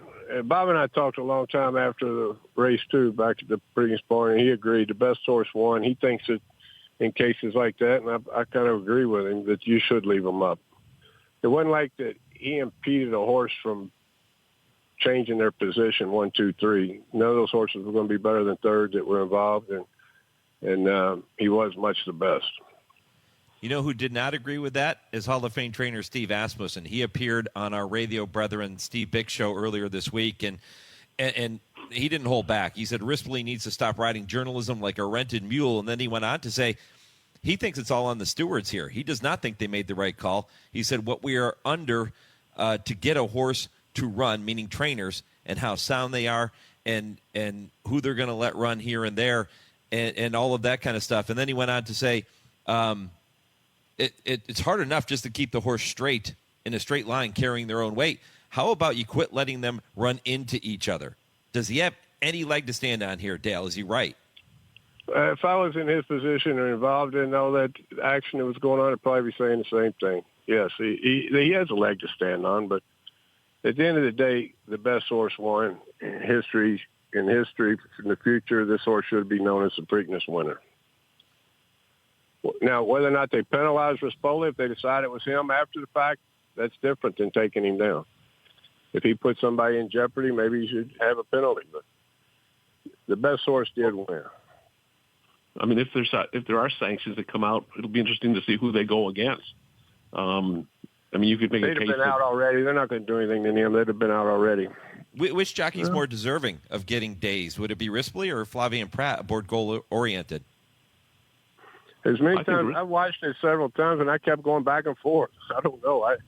I mean, definitely Flavien could have let him out. He pulled back in. It would depend on. You'd have to watch it in slow motion, and everything, to see if there was a window of opportunity for him to get out when he first started there, and then Rispoli shut him down, and then Flavien shut him down. Mm-hmm. Yeah, I mean, Flavien shouldn't be in a position to let the other horse through. He's trying to win the race too, correct? He does not have to let him through unless that spot was there and he got his head in it and then shut it down. And I'd have to watch that over and over in slow motion, and that's Stewart's job, not mine. But that's kind of how I saw it. But I thought that when journalism came up on behind goal-oriented and banged into him, I think that forced goal-oriented to move into that spot. So, it's what do you do there? I think both in different instances in this bumping, both were in the wrong.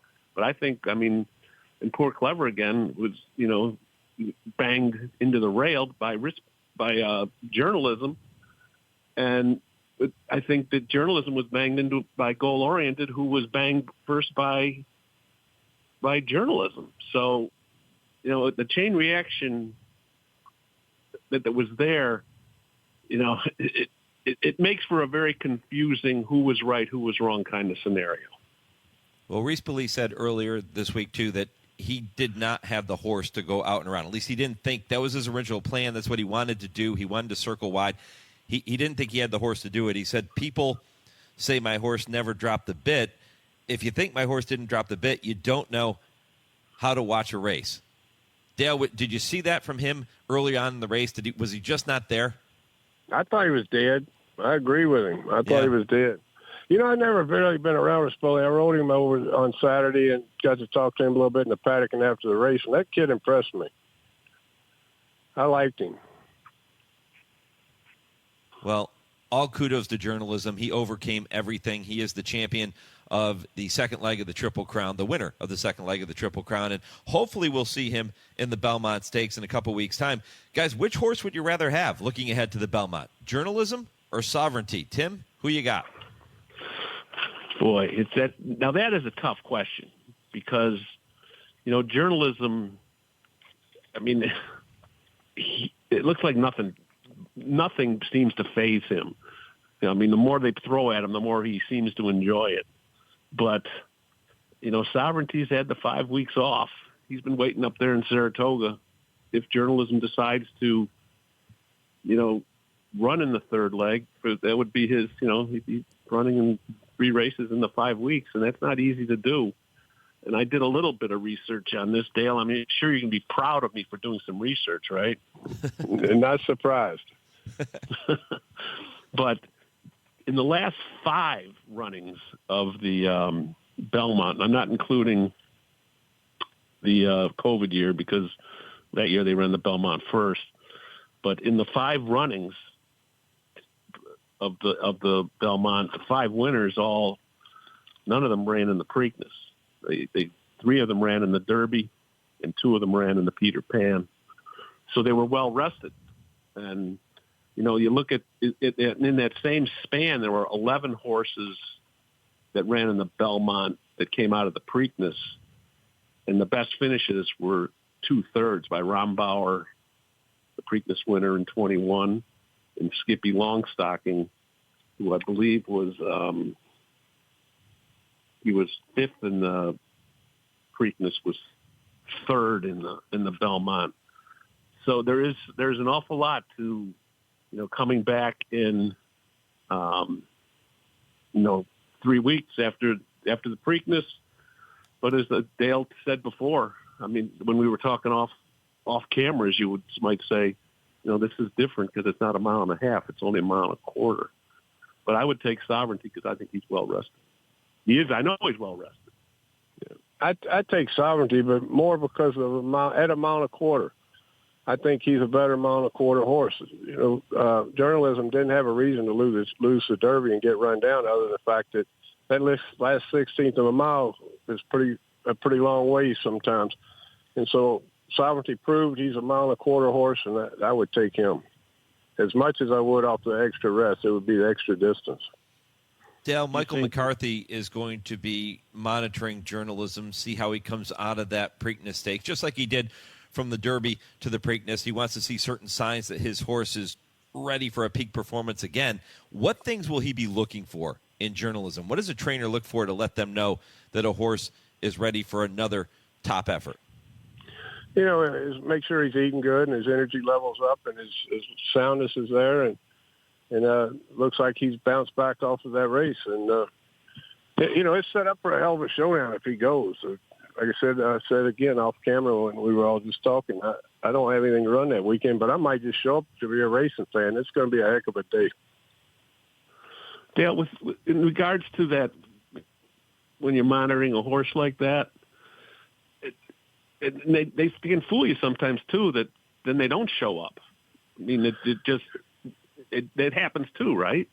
Yeah, it does. But you just all you can do is make sure nothing negative has happened coming out of the race, and that they're the same horse they were going into it. That would be what you're monitoring. You would look for some change that you don't like. That something's a little bit different after this race than it was races before. And if he came out of the race sound after all that bumping around and everything he did, then and he was healthy and ready to go, they're only 3 once. There's only one Triple Crown. They only get 1 year of opportunity to do it, and the stakes are very high if you go up there and win the race and move back in front of Sovereignty in the championship race, and then you can rest after that. I hope Mike goes. It'll be a heck of a day if he does. Some of these horses just thrive on the activity, don't they? I've always said the great ones get better with the more you do to them and more you give them to do, and he seems like a great one. Yeah, it will be a heck of a showdown. Let's hope we get to see it coming up in 2 weeks. Guys, time to move on and welcome our friend Nick Zito to the program as we do every week. This segment called Right or Wrong, and you get to tell me if the following statement is indeed right or wrong. Yeah, right or wrong. Am I right? What do you think? Right or wrong? Can't get enough of that from Nick Zito. How about this one, guys? Jockey Junior Alvarado, who was aboard Sovereignty in his Derby win, is appealing his $62,000 fine and his 2-day suspension, which he received for violating whip rules in that victory. Kentucky stewards determined that Alvarado struck Sovereignty 8 times during the Derby. That's 2 more than the six strike limit to a horse's hindquarters as allowed under HISA rules. I say the rule is a total joke and should be amended immediately. Are you guys with me or against me on this one? Is my take right or wrong? What do you think? Right or wrong? Tim? I'm definitely saying you're right on this one. This is a rule that has been met with controversy ever since it started. I mean, what is Junior Alvarado supposed to do? I mean, you're in the biggest race of your life. You're in a stretch duel with, the 2 best horses in the race, and his mind is focused on winning the race. His mind is not focused on how many times did I hit him. Was it 5? Was it 6? If he does that, he's going to lose his focus. So I think it's a wrong rule. I mean, it's not going to go back to like when Victor Espinosa rode Pharaoh. Was it the Derby that he hit him 32 times, something like that? Obviously, that's an excess. But I just think if they're saying 6 is the limit, that's not enough. That's too few. And this is not abusing horses. This does not abuse them. It helps them keep their focus. So I think that rule is wrong and it should be amended. I agree 100%. It's a silly rule because we're hitting it with a piece of styrofoam now. It's not a leather strap on the end of the stick anymore. It's a piece of styrofoam. The leather thick skin. It's not about pain. It's more about motivation, getting them going, let them know it's a cue from the jockey to the horse. It's a silly rule, but it is the rule. And if everybody else abided by it, he should be penalized. But it is a silly rule. I don't know who came up with 6 as the number here, but guys, should there even be a limit on the number of strikes that a horse receives during the running of a race? I don't know. That's a good question. I mean, it's all about public perception. I think we need to advertise what they're hitting them with more. Yeah, that's what people don't realize. I mean, I think some people think that they are hitting them with a big piece of leather, and it's like a punishment that they're giving them to make them go faster. But it's not that way. It's the tap to keep these horses focused, and the jockeys have enough to worry about other than counting how many times they've hit the horse with the crop. Yep. All right, we're going to welcome Nick Zito back for that segment again next week. It is right or wrong. We'll do that on I Ask They Answer next Saturday morning, but we have a couple more topics to get to on this Saturday's edition of the program. They both come from listeners, guys. Gerald in South Lyon, Michigan, has a question about Burnham Square, who, following a troubled trip in the Kentucky Derby, will not be pointed for the 1 1/4 Belmont Stakes. Instead, he will run in the 1 16th race, the Matt Winn at Churchill Downs, the day after the Belmont. And all throughout the Derby prep season, it was mentioned that Burnham Square would appreciate longer distances. So Gerald wants to know why his connections would choose the much shorter Matt Winn as opposed to the Belmont at the classic distance of 1 1/4. I think it's a legit question. Tim, what say you? I think it's a legit question too. But Ian Wilkes is this horse is a gelding. He wants to keep him around for a while. And if you remember, his trip in the Derby he had a tough trip in that race where he was checked hard before the final turn, and he rallied again and he got 6th. I mean, Ian's going to run him in the Matt Winn because I think he I think he was quoted as saying he's, quote, got to refill his tank sometime. And that time is now. He wants to have a horse that can be a little fresher going into races like the Haskell and or the Travers in the summer. So he's going to skip that race so he can get this horse a little bit more rest and rejuvenated. And the Matt Winn is the starting point. He's starting in a way. He's starting a little bit starting over with him again. So I have no problem with it. And again, Ian knows his horse better than us. Yeah, he is a gelding. That's the biggest key. I think he's not going after a stallion deal. He's not going to go after the championship. He's not as good as Sovereignty or Journalism. So you're better off staying right. And, it's a big misnomer in racing that every horse that closes will be better when you stretch them out. You go back and look, a lot of them aren't even as good because of the pace scenarios are so different. And he won at a mile 16 at the Fountain of Youth. He's a good, solid horse, but he's just not as good as the top 2 or 3 that are going to be in the Belmont. So Ian's making a good decision, in my opinion. Dale, he had a chance to prove that on the first Saturday in May, and there are a lot of people that think Burnham Square was going to be a heck of a lot closer to Sovereignty at the end had he not run into so much traffic trouble. He lost all chance in that race. It sounds to me like you don't agree with those people, that maybe even though he would have gotten a clear trip had he not been interfered with, he still wouldn't have been good enough to beat the other two. He would not have been. He might have been closer, but he wouldn't have been good enough to beat them. They're head and shoulders above the rest of the 3-year-old crowd, I think. He might have hit the board. Yeah, he might have been third. He might have been fourth, but he wasn't going to beat either one of the first two, and there's no reason to think he's going to in the future. Right. Guys, this is a whole nother topic, really, kind of a spin-off of what we're talking about here, but do you see Baeza as a horse that can have an impact not just in the Belmont, but in this division going forward? Definitely a horse that's going the right way. He was lightly raced going into the Derby. Very talented. Now, he's a horse that may be able to run with the first two in the Derby.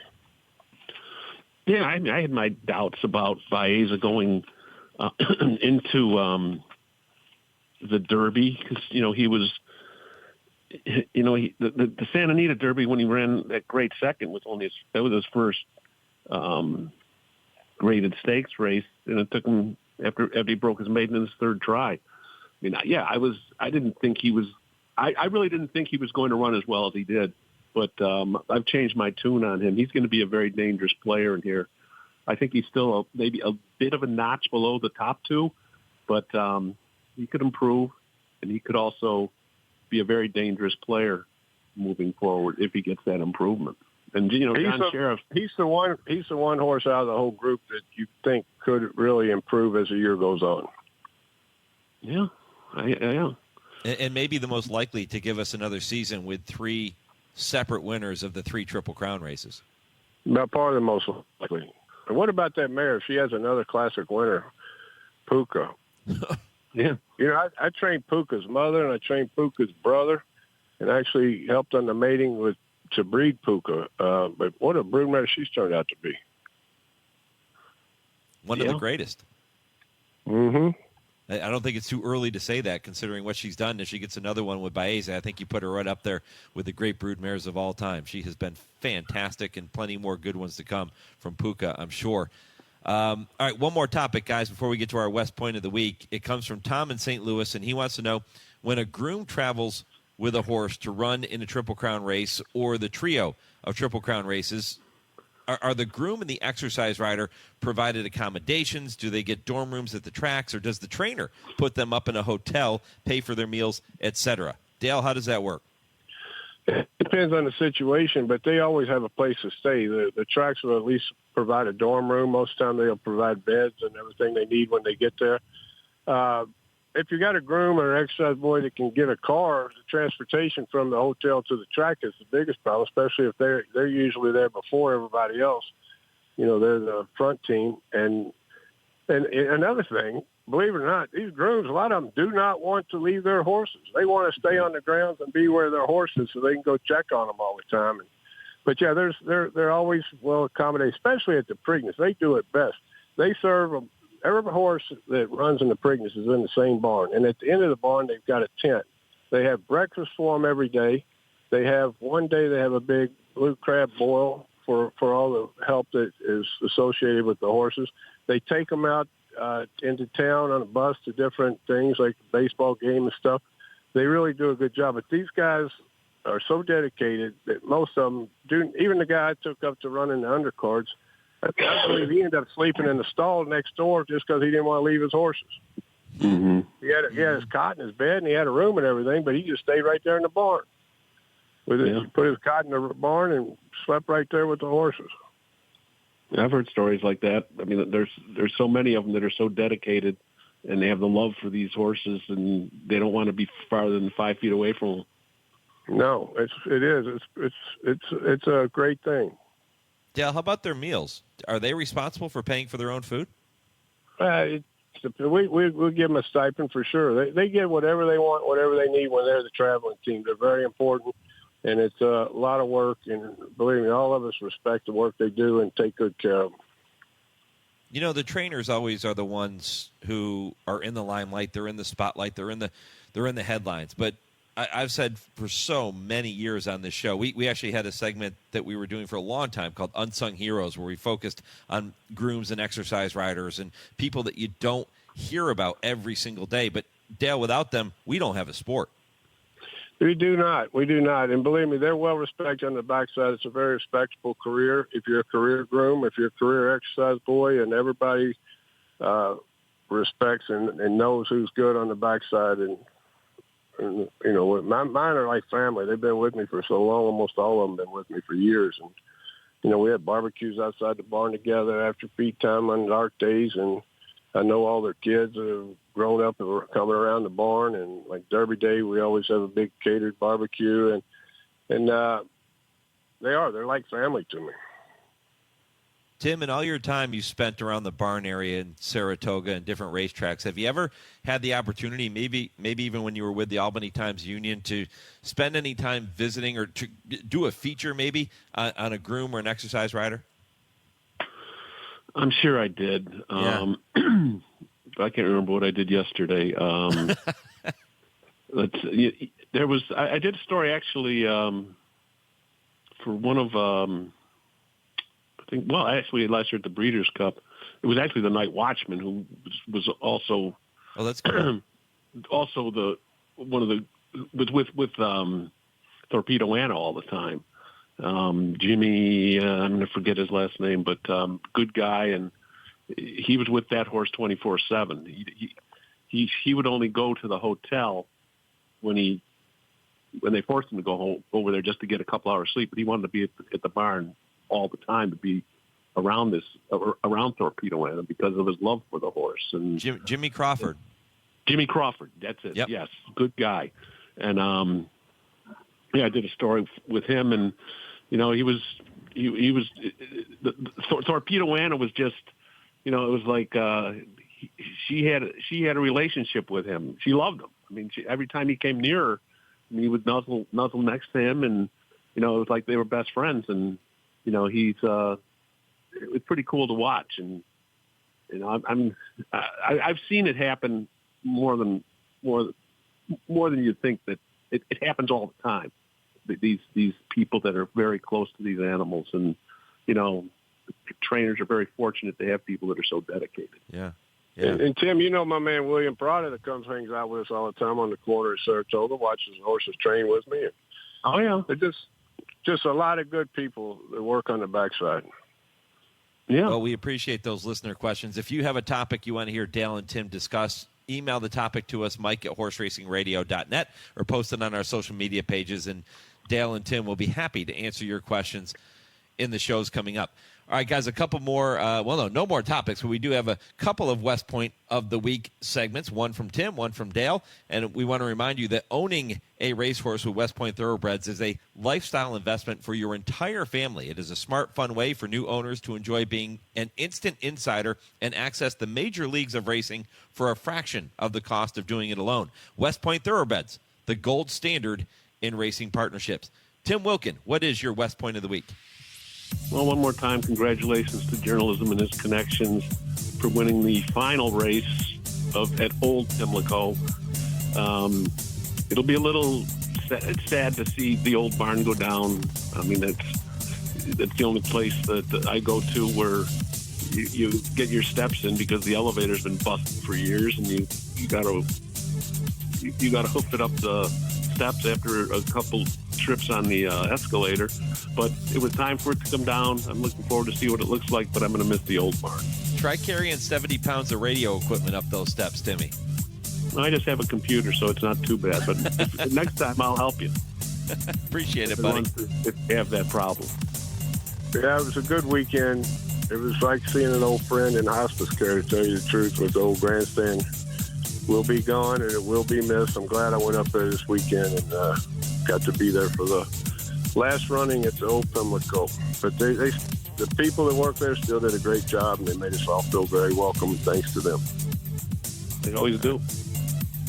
Guys, well said. Appreciate it. We'll do it all over again next weekend. Good luck at the races coming up over the next couple days. All right, guys. All right. Next weekend. See you later. If you have a topic you want Dale and Tim to discuss, I just told you, email the topic to me or post it on our social media pages. We will get it worked into the show. I Ask, They Answer is presented every week by the University of Louisville Equine Industry Program in the College of Business. I'm back with more and the answer to this week's impossible trivia question right after this on the Equine Forum on the Horse Racing Radio Network, where racing comes to talk. This is HRRN, Horse Racing's voice.